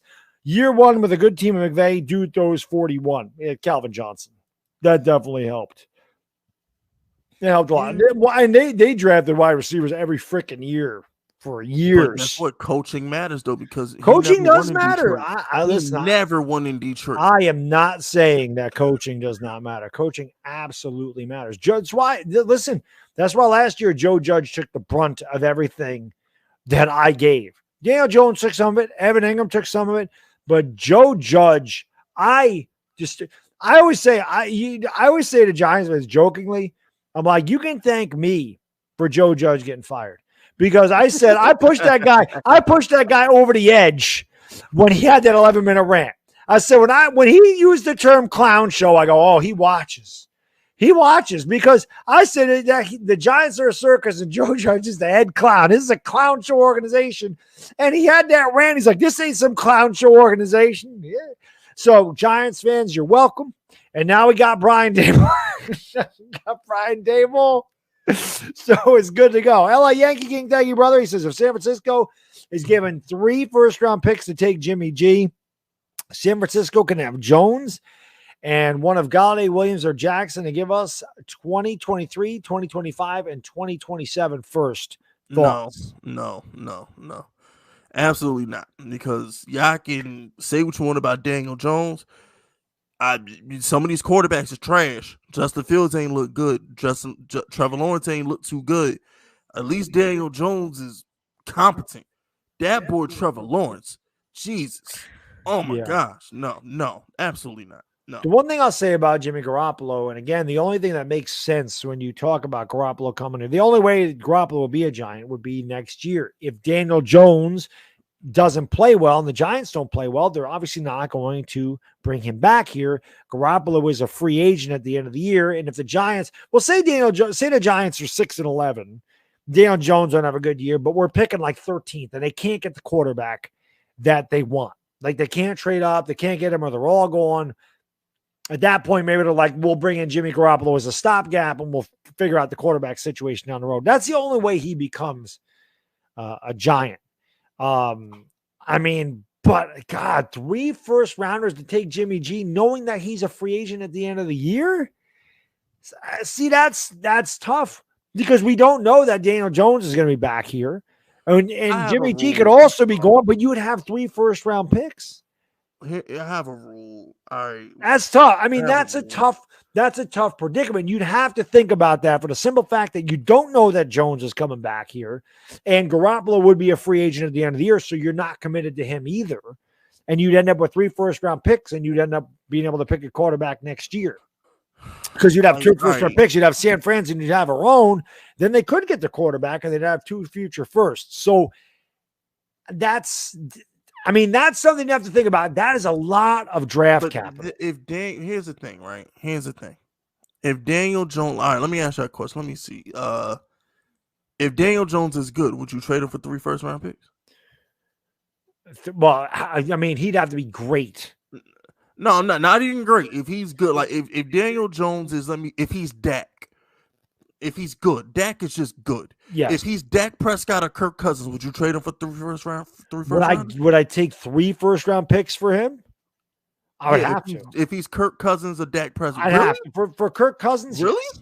3. We're getting 3 first-round picks in return. But you got to hit on those, bad dog. You got to hit on those. But I have faith that these guys are going to hit on them. This isn't Gettleman. This isn't Gettleman picking them. If it was Gettleman picking these guys, I'd say no, because he messed up a cup of coffee. But with Shane and Dable having all that draft cap, it just gives you so much flexibility down the road to get players that you want. To have 2 first-round picks in 3 separate years, you can really build something special. I don't know if any player. I don't know if any player is worth 3. Like, which player is not worth 3-round picks unless it's, a Justin Any Herbert elite or a Josh quarterback. Allen or a Pat Mahomes. Now hold on. Let me ask you a question about Justin Herbert because I'm so sick of this Justin Herbert crap. If Justin Herbert was so great, he'd been in the playoffs by now. You say what you want about, and I bring this up with Daniel Jones, right? Daniel Jones for the division when he had to play the Cowboys week 17, he won that game. Kyler Murray went out at 4:00 and lost to a backup. I watched not Trevor Lawrence, the other blonde head guy, Herbert. I watched Herbert lose to that bum Derek Carr for a playoff spot. At some point, can we hold these other guys to the same standards as y'all be holding Daniel Jones? That wasn't his fault. They called a wasn't timeout, and Herbert's the fault. Raiders said, "You want to call a timeout? Okay, we're going to try to score." If they would have just let that game be tied, they're going to the playoffs. The coaching staff, that wasn't Herbert's fault that they called a timeout, and the Raiders were like, "Oh, okay, now we're going to try to win the game." The Raiders are fine running out the clock and tying, and both of them would have made the playoffs. But Los Angeles said, "We're calling a timeout." Don't know why they did that. And the Raiders go, "Okay, well, we have nothing to lose. To hell with it. We're going for it." I'm tired of putting these dudes on pedestals. Joe Burrow, Justin Herbert is good. That guy, Herbert and Kyler Murray got to win something. I'm sorry. Joe Burrow just went to a Super Bowl. Lamar Jackson's been an MVP. He's won a playoff game. But when it comes to these dudes like Derek Carr, Kyler Murray, Justin Herbert, can they win something, please? Well, Herbert's been in the league 2 years. So he's good. He's good. I mean, San Diego wasn't a good team, or I could do it all the time. Los Angeles wasn't a good team, but they wouldn't have been able to pick him so early in the draft. He's better than Tua. He should have been a Giant. He should have been a Giant. Wanted to go back to school. I tell you, the first episode of Talking Giants, Chris and I ever did, we talk about Justin Herbert replacing Eli Manning. We talk about bringing in Teddy Bridgewater as a stopgap and drafting Justin Herbert. And unfortunately, Herbert went back to Oregon and we missed out on him. But yes, he should have been a Giant. I agree. Which sucks that we didn't end up with him. But it is. I like where we're at now, man. The fact that we got Tony and Evan Neal and Danny, Saquon, we got Wandale, Gallup. We got a lot of heavy hitters, man. We got a lot of talent on this offense. And Brian Dable, Mike Caff, good play calling, man. Nobody can guard Tony. Nobody's guarding Tony. I agree. This offense is going to be freaking amazing, man. I hope it is. We're going to have a lot of good Sundays, man. I hope you're right. Fist from your lips to God's ear. Like I said, man, this whole thing started with everybody. Well, not everybody, but people saying I'm a DJ hater. I'm rooting for him to fail. I never tell anybody how to fan. I've always said this. I'm not the fan police. I don't tell you how to root for your team. And this is the other thing. I don't give a damn if you have a mansion that is from floor to ceiling, all Giants memorabilia, or if you own one crusty ass gas station Giants hat. Your fandom is in your heart. You carry it in your heart. So as a Giants fan, I'm not rooting for Jones to fail, but the people that come out and go, Daniel Jones is going to suck. And they say this from day one, and they just want to be right. So they root for him to fail to go, I told you that he was going to be bad. Those people are not fans. Criticizing your team because you're pissed off at losing, to me, that says you care.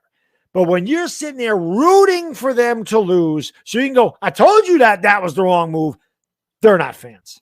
They're not fans. Again, I don't tell people how to fan, but that's not a fan. Chat right now, just being disrespectful to DJ. Oh, if only we had a quarterback. Like, oh my gosh.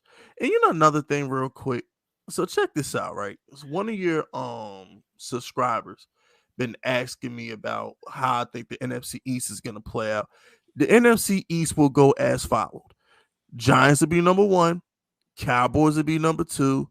Philly will finish 3rd. Washington will finish 4th. That's how I have the NFC East playing out. Hurts, the best throw Hurts made in that playoff game was Tom Brady hitting Tom Brady on the sideline.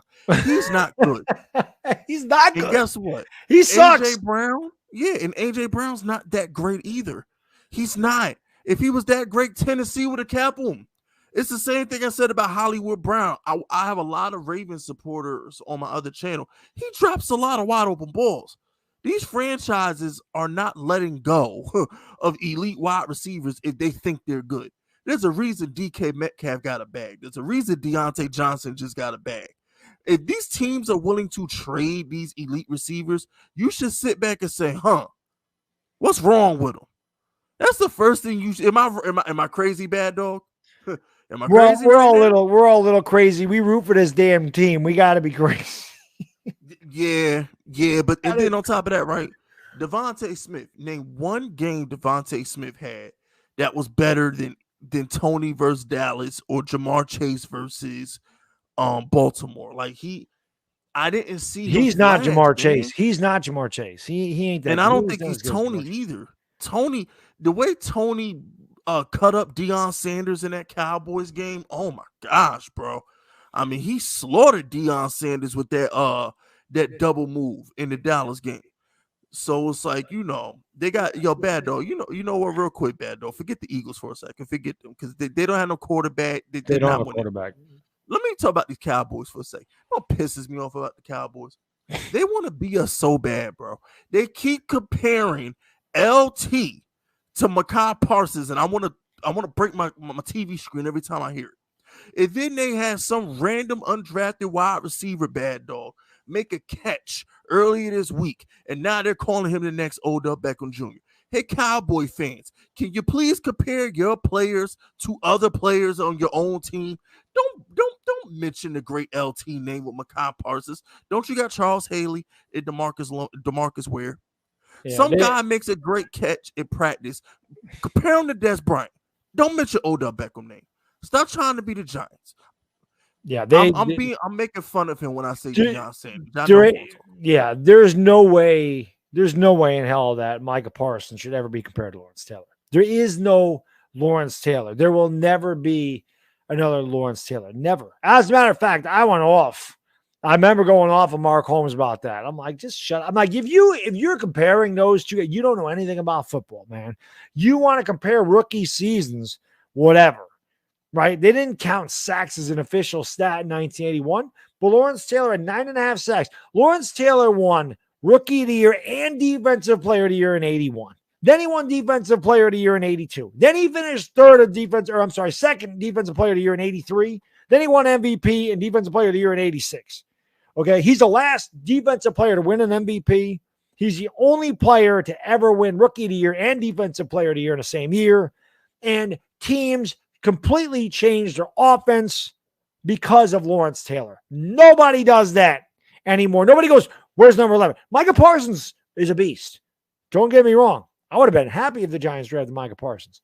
Teams ain't going, where the hell's 11? Where the hell's 11? Where's 11? Nobody cares. But when 56 is on the field, you were like, where the hell's 56? Where the hell's 56? Where's 56? Yeah, not even close. Not even close. You and I did a pre-draft show that year, bad dog. He's a middle linebacker. We didn't know he could put his hand in the dirt and go get the quarterback. No, the Cowboys lucked up with that, bad dog. If NFL teams knew that Micah Parsons could rush the passer like that, shower jokes be damned, he would have went number 1. He'd have went ahead of Trevor Lawrence. Well, no, he wouldn't have went ahead of Trevor. He'd have went number 2. There's no way in hell NFL teams letting that guy fall to 11 if they knew he could rush the passer like that. It just wouldn't happen. Yeah, I agree. Listen, I'm not taking anything away from Parsons. Parsons is a beast. Parsons is a damn good player. He's the real deal. I love Micah. I hate that he wears that Dallas Cowboy jersey, but I think he's a damn good player. He's exciting to watch. He's not Lawrence Taylor. He shouldn't be mentioned in the same breath as Lawrence Taylor. People want to say Aaron Donald. Aaron Donald ain't Lawrence Taylor either. They were trying to say J.J. Watt. J.J. Watt ain't no Lawrence Taylor. There is no Lawrence Taylor. Deal, right? Real quick, chat. You want to talk about being passionate and defending a guy? Yeah. I may be in the Lawrence Taylor cult. I'll be the head of that cult, Fisk. Nobody desecrates Lawrence Taylor's. Oh, he did this. He did crack. I don't give a damn what he did off that field. What I know is what he did on that field every Sunday for 3 hours. I know what he did. I saw it with my own 2 eyes. You'll never be another player like that. There will never be a defensive player that dominant again. And I was referring to everybody. Look, Cowboy fans keep comparing Trevin Diggs to Deion Sanders. I was joking. With the Deion Sanders. I guess your chat didn't know that Cowboy fans keep comparing Trevin Yeah, Diggs to they Deion. might not know that. Yeah, they didn't get that joke. I knew what you meant. I knew what you meant. Yeah, I guess they didn't get that joke. But here's the deal, though, right? Aaron Donald is the greatest interior lineman of all time. I don't know how you could compare Aaron Donald to LT when LT was like dominant on that. He just dominated the outside. I don't understand how you compare defensive tackle to a linebacker. I feel like they hate us bad, though. They always try to discredit the Giants. They do. That's a fact. They just, even LT, you would think LT is above reproach, but no, Micah Parsons he's LT, and it's just like, shut up. Yeah, no, I agree, and I say it all the time. And they're like, oh, the helmet catch and wide right. The Giants got lucky, and I'm like, you can try to discredit them Super Bowls all you want. We won the Super Bowls. We won don't matter how we won them. We won them Super Bowls. But that's my problem with Eli. I need to playoff Eli for 16 weeks. Playoff Eli is like, other than like Joe Montana and Brady, there's not a quarterback I want above playoff Eli.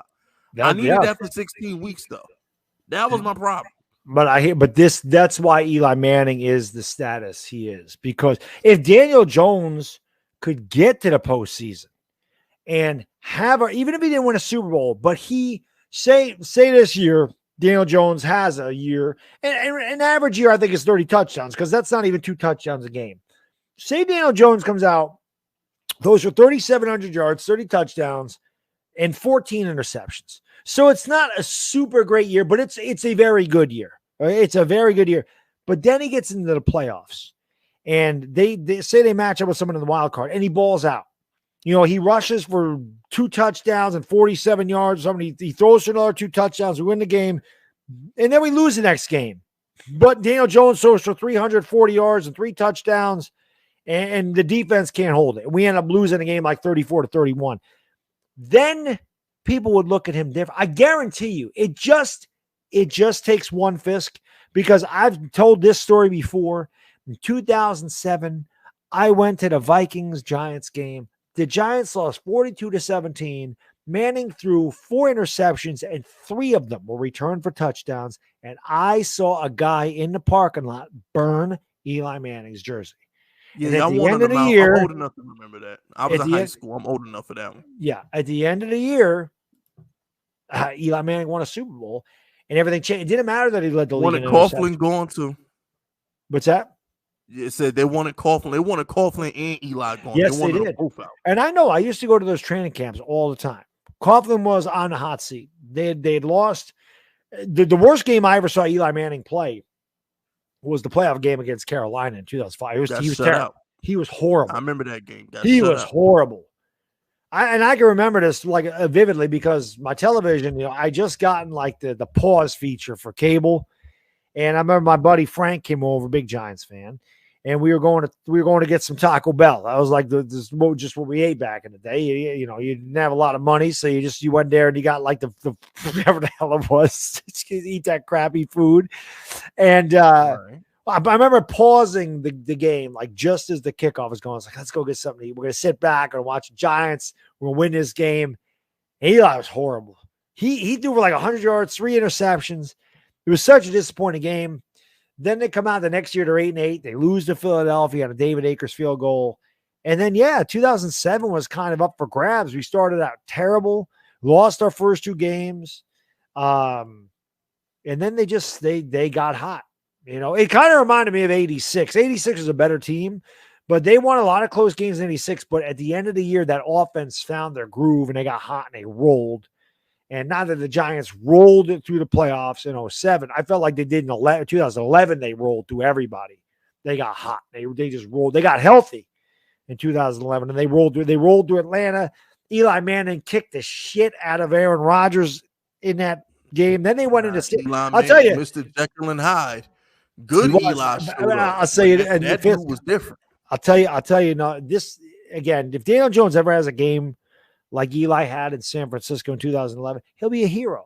Eli Manning dropped back 58 times against one of the toughest defenses in the league, and he got dropped. He got sacked 6 times. I don't know how many damn times he got picking turf out of his helmet, threw for over 300 yards and 2 touchdowns and got the Giants to the Super Bowl. And then he went on to win another Super Bowl MVP, obviously in a 2-minute drive to win the whole thing. That's why, and again, in New York, whether it's fair or not, you are really judged on your postseason here. If you're not good in the regular season, but you shine in the post, you will be a hero. So that's why y'all forgave him for being trash after 2011. I'll because tell you how what, you go from beating Tom Brady in 2 Super Bowls, how you beat the GOAT in 2 Super Bowls, but you can't outplay Tony Romo or Kirk Cousins for a couple division titles? It just blows my mind. in 2015, they had a horrible defense. I mean, I remember they lost. Yeah, that wasn't Eli Manning's fault that they gave up a touchdown to lose the game with like 32 seconds left opening day. And Landon Collins dropped that interception against the Patriots. And then Gostkowski hit a 54-yard field goal. And we lost that game. Oh, yeah, I remember that and, game. and Eli Manning threw for 6 freaking touchdowns against the Saints. And we lost that game 52-49 because Breeze threw 7 touchdowns. Like, that wasn't Eli's fault. 2015, we had a really bad defense. And that's when Jerry Reese decided to go out there and spend all the money on the defense, because it was bad. And that brings me back to my point. I know you mentioned in the show at Cop Pizzle. By the way, guys, if you haven't subscribed to Fisk Vegas, again, the link to his channel is the first thing in the description. Make sure you subscribe. Make sure you check out John. Bad dog. Give me a couple thousand subscribers, bro. You got subscribers to spare, listen, bro. I'm telling everybody, go over there and subscribe to you. Like I said, Fisk and I may not see eye to eye in a lot of stuff, but he's my guy. It doesn't matter, because this is the thing. I can have this discussion with Fisk, and at the end of the day, we're going to respect each other, and we're going to love it just how it is. And Fisk and I will work together during the regular season. There's no question about it. Madddog, me and Madddog are old, okay? We're from the era. Oh, by the way, happy birthday. Today your birthday? Oh, no, yesterday was my birthday. Yes, I turned 30. happy birthday. 33. He says he's old. He's 33. I turned 46 a couple weeks ago. That's old, Fisk. Okay, well, I'm not prehistoric yet, so we'll say all right.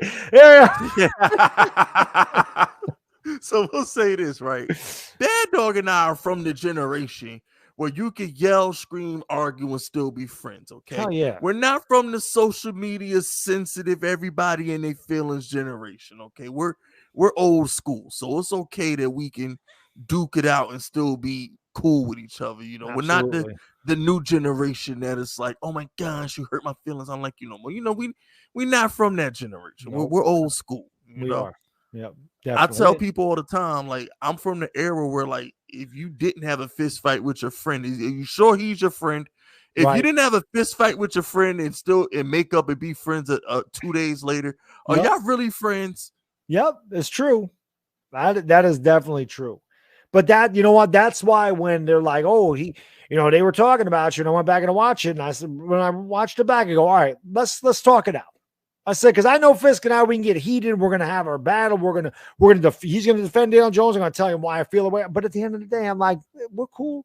And there's no beef. Yeah, you even said that in your stream there's no beef with Madddog. I just didn't like the Jonestown thing. Yeah, because I'm sitting back, I'm like, because my thing with Madddog, I'm like, look, ain't no beef with Madddog, but him out here trying to create a Daniel Jones cult. When I'm like, where is it? Because I want to be a part of it. Because I'm like, I get killed for defending Daniel Jones every day. My most viewed video on all my channels was Peyton Manning with legs on draft night. Yeah, I get mocked every day. People just tweet me, Peyton Manning with legs. Oh, Fisk, I thought this Peyton Manning with legs. And I'm just like, what coat, Madddog? Please introduce me to them. Oh, they're there. They're there. I'll send them your way when they DM me. Where you Daniel Jones video? All right, go see Fisk. Fisk's got my Daniel Jones video. Because I'm sitting back like, yo, I need some more Daniel Jones supporters, man. Like where are they? Because I'll be defending Daniel Jones, and here come Giants fans. Fisk get delusional. Daniel Jones isn't it. I'm like, oh my gosh, bro. And then I go to Lord Brunson channel, and they over here doing videos about why Jalen Hurts deserves $40 million. I'm like, you can't make this up. No. You want to talk about delusional. I hope they do give him $40 million. I hope they do. I hope they give Hurts a long-term deal. They ain't winning a Super Bowl with that guy. It don't matter what the hell they put him on. He ain't good enough to win a Super Bowl. That's why I got And then Ben you got Stewart. Washington fans. I'm like Washington fans. Like y'all, how the hell they got big enough Carson Wentz? Well, y'all know he was in our division. Y'all of all people know Carson Wentz is not that guy.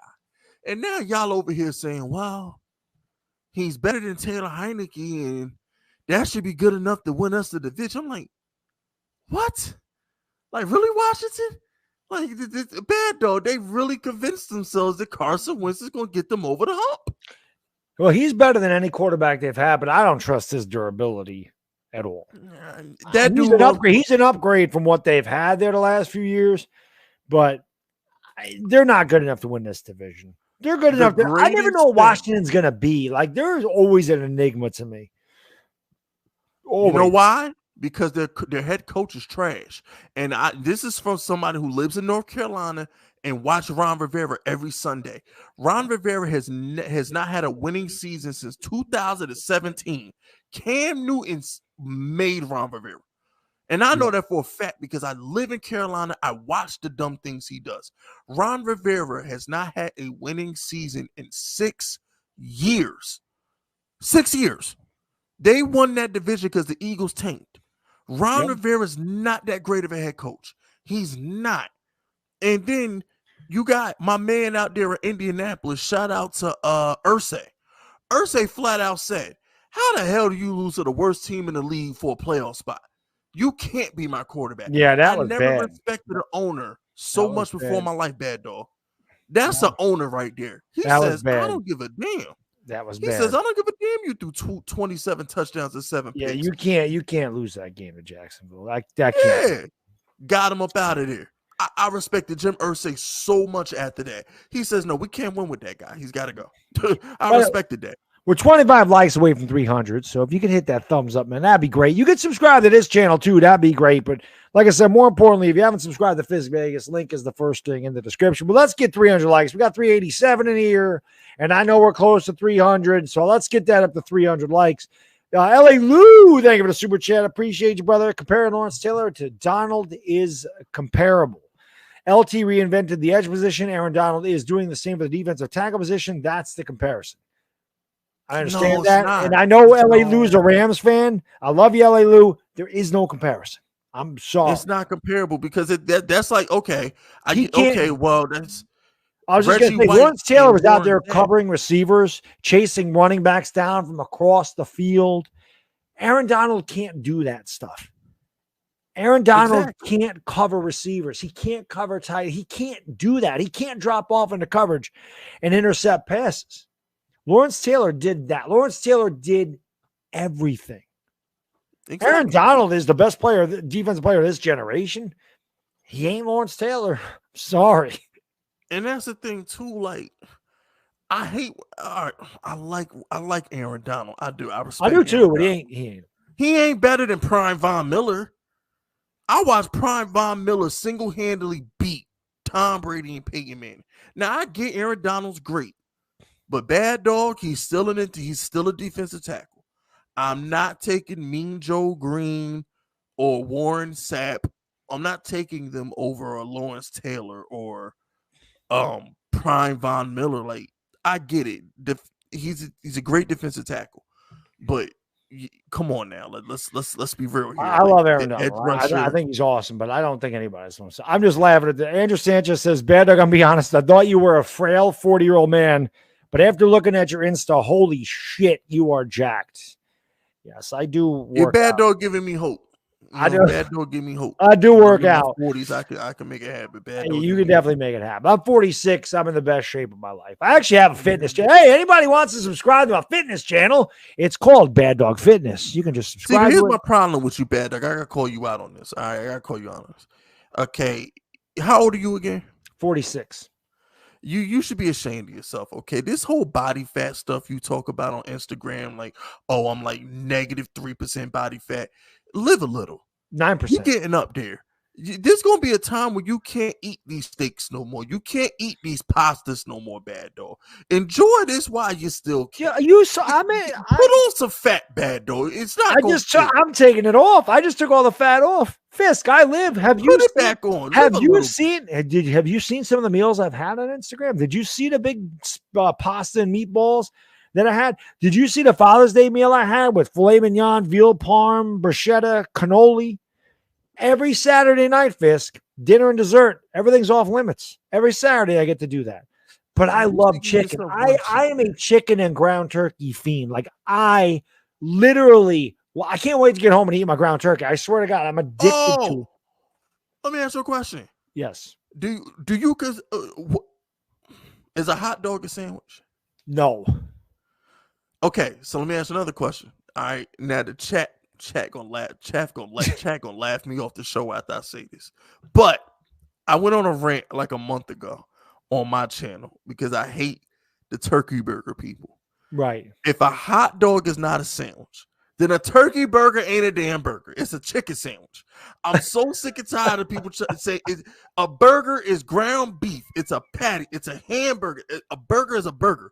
If once you start using turkey meat to make your hamburger, it's no longer a burger. It's a chicken sandwich. There's no difference between a turkey burger and a grilled chicken sandwich on some bread. Yeah, it would be a grilled turkey sandwich. Yes, it's not a turkey burger. Right. I went on like a rant about that. Like, oh, yeah, it's not a burger. You're right. But ground turkey, the ground turkey. I tell people on Instagram, it's an acquired taste. And I always tell people, ask, what do you eat? How do you eat? I said, you just got to find something that you like to eat that's healthy and something that's sustainable. I love ground chicken ground turkey and chicken. I love making egg white omelets and yogurt. And I love these Kodiak protein pancakes and all this other stuff.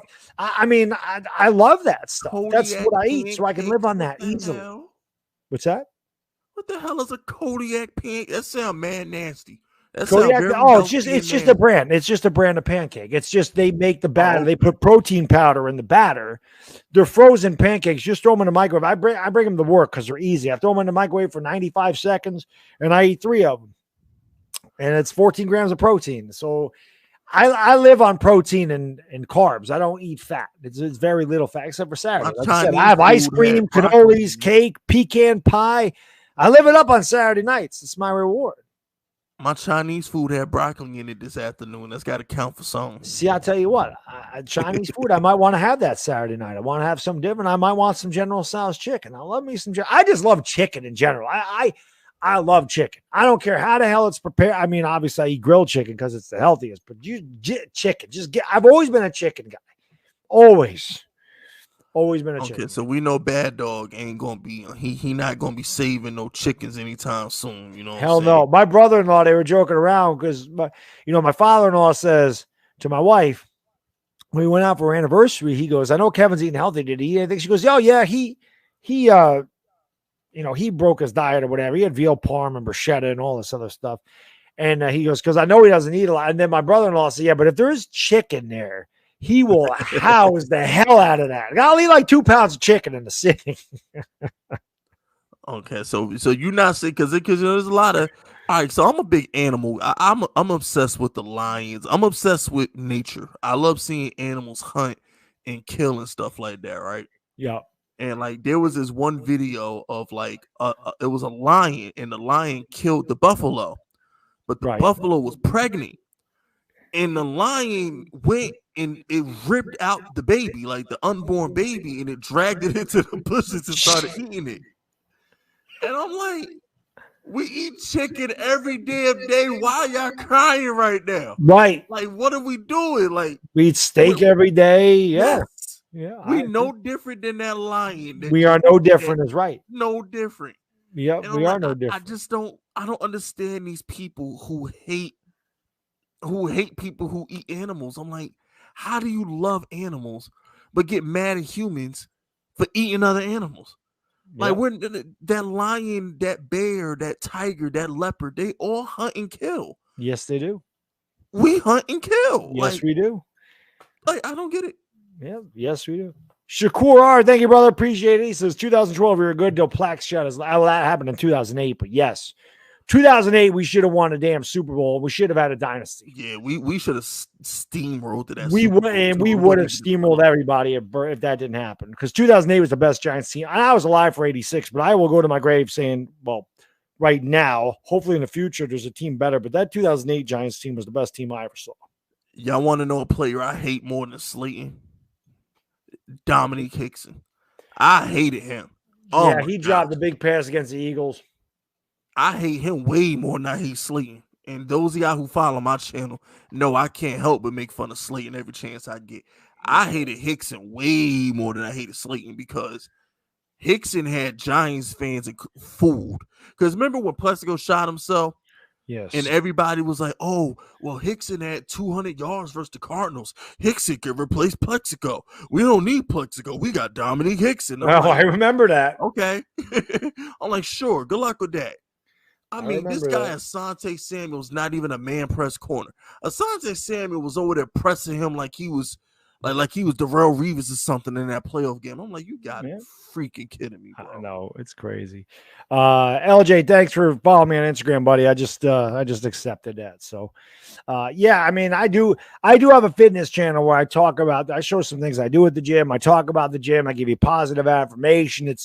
There's a lot of positivity on that channel. About how you can get in shape. Anybody can do it, but a lot of people need motivation and need support. It's not easy to do it, but it's a lifestyle. And like I said, I love to talk about that stuff. So a lot of times I tell you what I do, what I eat, how I work out and everything else. But eventually I want to get enough subscribers on that channel where I can start doing live streams. I mean, I have almost 1,400 subscribers on that channel, which is awesome. But I'd like to grow that a little bit more because again, that's a big lifestyle thing for me.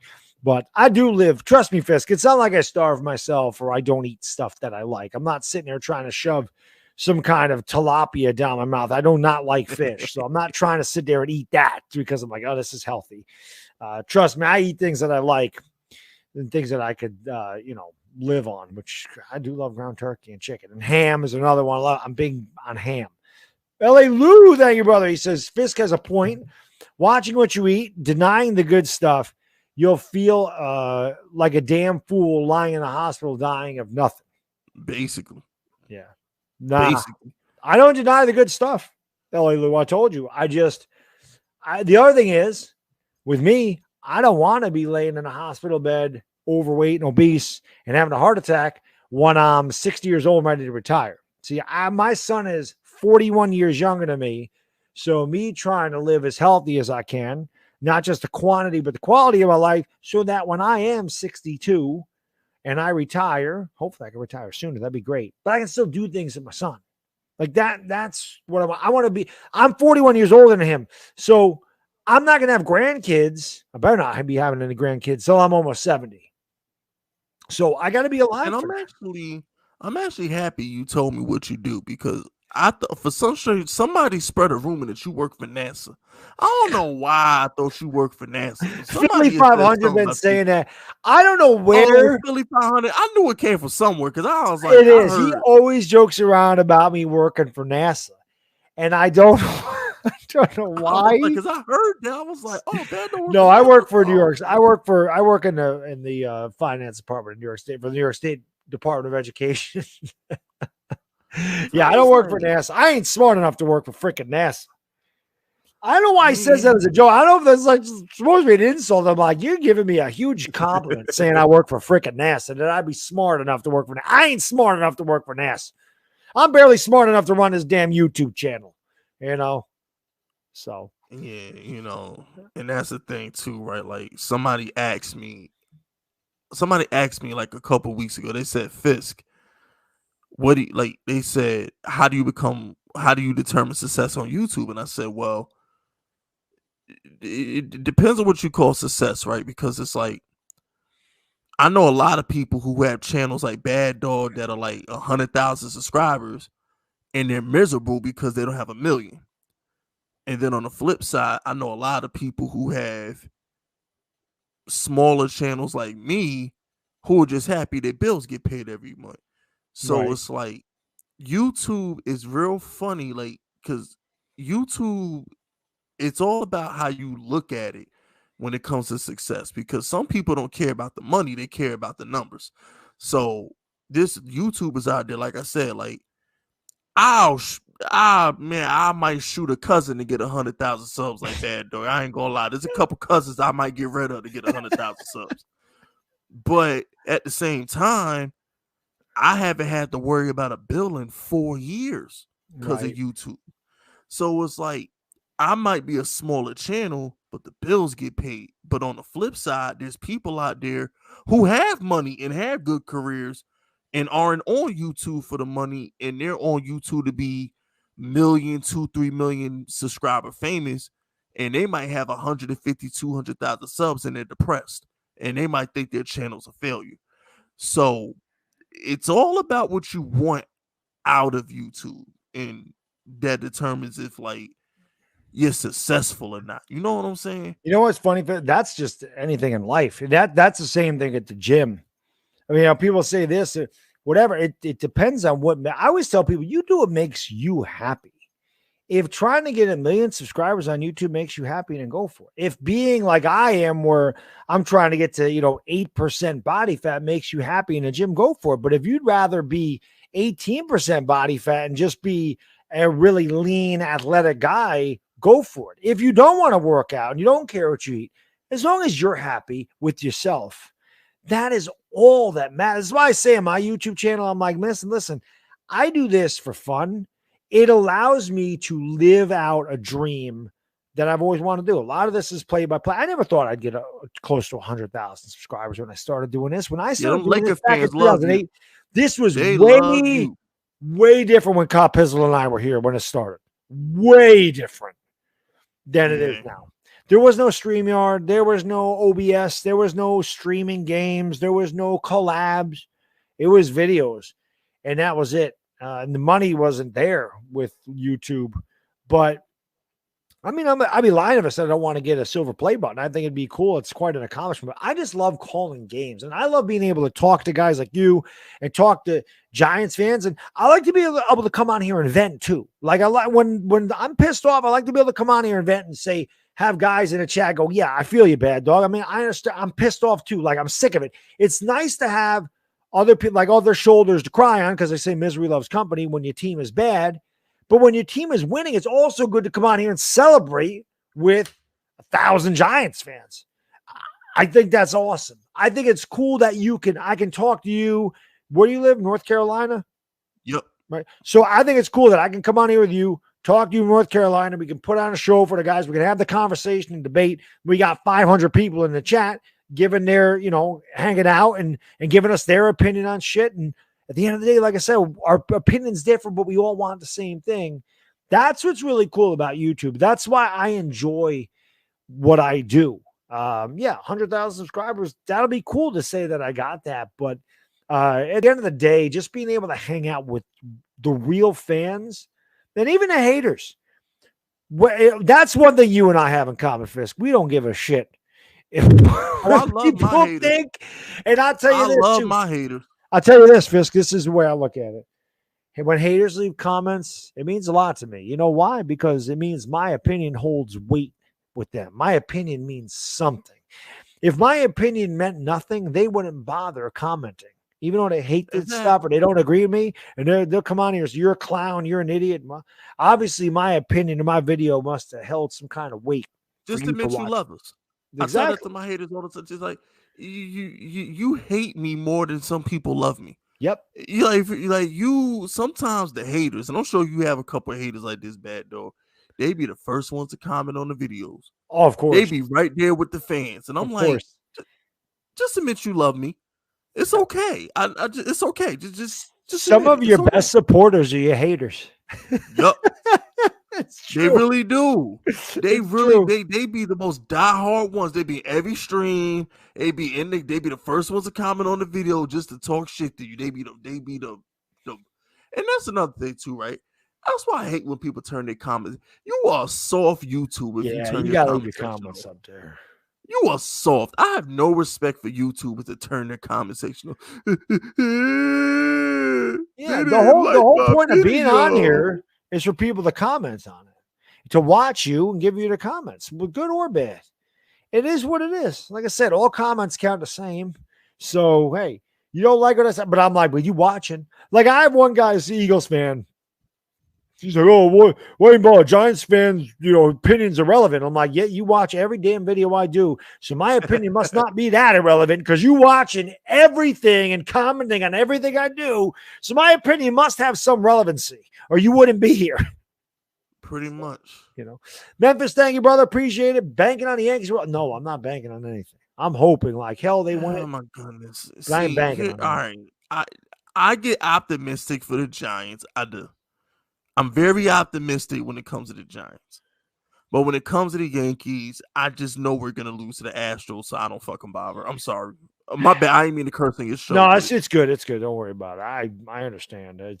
I feel the same way. Everybody's like Yankees, Dodgers, Yankees, Mets. I'm like, I'm not afraid of the Mets. I'm not afraid of the Dodgers. I'm not afraid of any team in the National League because I'm afraid of the Astros. Yeah, we're not going to beat the Astros. Like, I give up. Like, I really give up. I'm not going there yet, but I actually made a video. I'll tell you this. I made a video talking about after the Astros swept us, talking about how they have our number. And I'm scared of playing Houston. I am. I'm not lying, and I'm not making excuses for the trash cans. I said we scored 1 run in 4 games in Houston. That had nothing to do with trash cans or buzzers or whatever the hell you want to talk about. They just beat us. They're a good team. Jose Altuve celebrating, trying not to get caught with the wire was kind of bad, though. But it is what it is. Chapman threw a terrible slider. The thing was hanging. It was a terrible pitch, and he hit it out of the park. But I will say this. I had so many Astro fans, and I don't know if that video caught on like an Astro fan page or something. I had so many Astro fans come to that video and just compliment me, saying, you are the most rational Yankee fan. Thank you for respecting us. They're like, I think we'll see you in the ALCS. They're like, we're not counting the Yankees out, but really appreciate your opinion. So I don't know where that caught on, but like there was a lot of Astro fans that came to that. And listen, I don't like everyone's like, oh, you must hate Houston. Why? I hate the Red Sox. I'm a Yankee fan. I hate the Red Sox. There is no other team in baseball that I hate the Red Sox. Plain and simple. Houston we can't beat them. So they scare. I'm scared of them. I don't hate them. Yeah, I kind of feel like it's like the Eagles before we got Daniel Jones, right? Because they beat Eli Manning for what, like 6 straight seasons. Yeah, I can't. I couldn't stand the Eagles in the 80s, man. Yeah. I hated Buddy Ryan. I hated Mike Golick. I hated Seth Joyner. I loved Reggie White. I can't lie. Who's Clyde Simmons? I hated him. I hated Andre Waters. I hated that. I hated everything about Philadelphia. Me and Lord Brunson made a bet, it's a $100 bet on the first game the Giants and the Eagles play, right?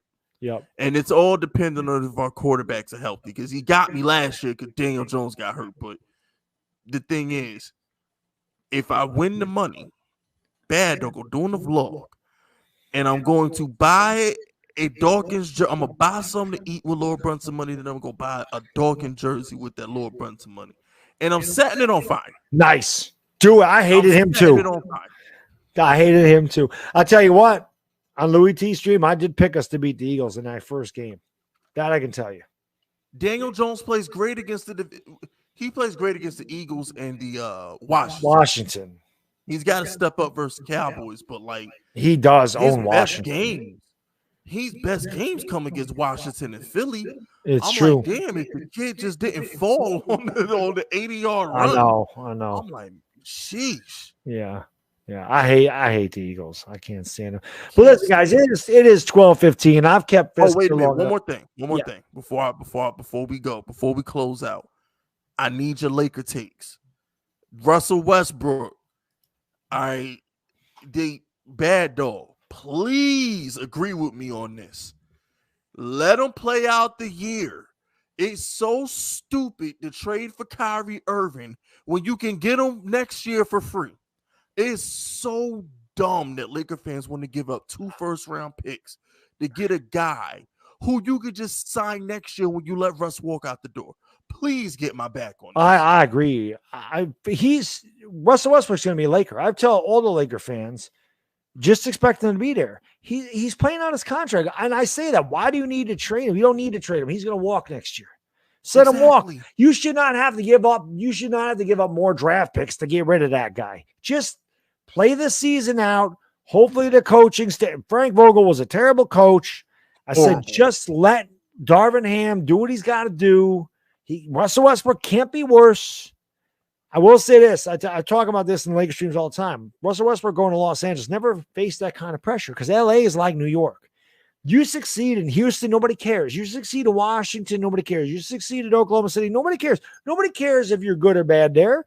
But you go to Los Angeles and you have the name Russell Westbrook and you're getting $47 million a year. Oh, them fans are going to expect you to perform up to your level. When you don't, they're going to wreck you. LA fans, just like the big market fans are like that. Boston fans, Philly fans, Los Angeles fans. You don't perform up to state. They will love you if you do, but God, if you don't, they're going to get you. They don't put up with the losing. But here's the thing too. Russell Westbrook, I've ever have a trash Russell Westbrook than deal with whether or not Kyrie Irving feel like playing or not. Yeah. Like he's the wrong one. I agree. I get y'all want to get rid of Russ, but don't sell your soul for Kyrie Irving. No, I agree. Not him. I agree. Not him. They don't need Kyrie Irving. I agree. Especially when you can get him for free next year, because if Russ walks out, that's $47 million right there. Yeah, Lakers gonna be much better cap space next year. Much better. If they give away them 2 first-round picks 5 years from now, they stupid. Yeah, and LeBron might not sign the extension. So then what are you gonna do? He should sign the extension. But I'm saying if Westbrook walks and Russell and they got no, if they trade Westbrook and they have no first round picks and LeBron walks, what the hell are they going to do? So that's what I said. I said, like, at least if you make Westbrook happy, right? So if you make Russ happy and LeBron walks, at least Russ and AD are semi-competitive. Yeah, they can get you to the first round. Right. I mean, you don't got a first round pick for 5 years. I'd rather lose in the first round than be incompetent. Yep. Yeah, I agree. I definitely agree. But listen, guys, it is 12:18. I kept Fisk here long enough. Fisk, I want to thank you for coming on and having this debate. You the man, you know that. And like I said, man, it's all about winning. Let's just win some damn games. I want Daniel Jones to ball out as hard as you do. I know every fan in this chat wants Daniel Jones to have that magical year. We want to win games. It's all about winning here. We need to win. We deserve to win. We have dealt with so much shit over the last 5 years of this team. It's time for a change.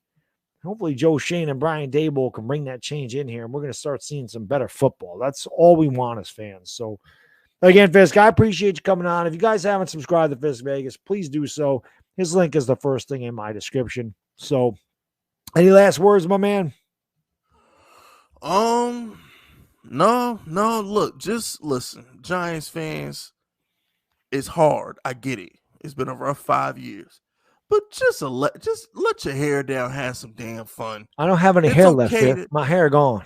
Oh, I ain't got no hair either. All right. just let loose. There you go. Let loose. There you just you don't have to be so pessimistic. Just allow yourself. It's like falling in love after a divorce. Allow yourself to love again, okay? I put it to you this way.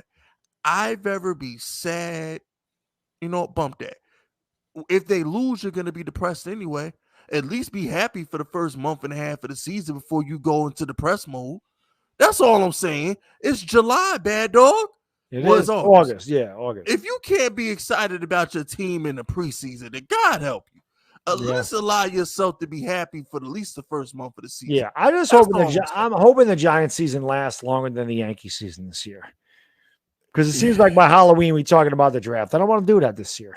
I'm gonna be honest with you. The Yankees have looked unbeatable this year. If we don't win it this year, I'm gonna be pissed. Yeah. I know the Astros are the Astros, but I mean, my freaking goodness, this Yankee team was like historically great for like a 2-month stretch, and I'm just like, at some point, damn it, like, damn, like just like, damn, we just won like 100-something games the other year, and we still, like, I'm ready to go to bed. I don't want to talk about the Yankees. I hear you. Fisk, we'll do it again soon. But guys and girls, thank you so much for watching. Really do appreciate it. We had over 500 in the chat tonight, which is freaking awesome. Enjoy the rest of you. I'll probably be live for the Yankees and Cardinals tomorrow. If you guys want to swing by, probably about 8:10 or whatever, I'll probably be live for that game. Hopefully, if not, I'll let you know. I'm not going to set anything in stone, but I do plan on doing the Yankees tomorrow, so hopefully we can do that. And Fisk, again, thanks for coming on. Guys and girls, enjoy the rest of your night. If I don't see you tomorrow, enjoy the rest of your weekend. And we out. For Fisk Vegas, it's a bad day.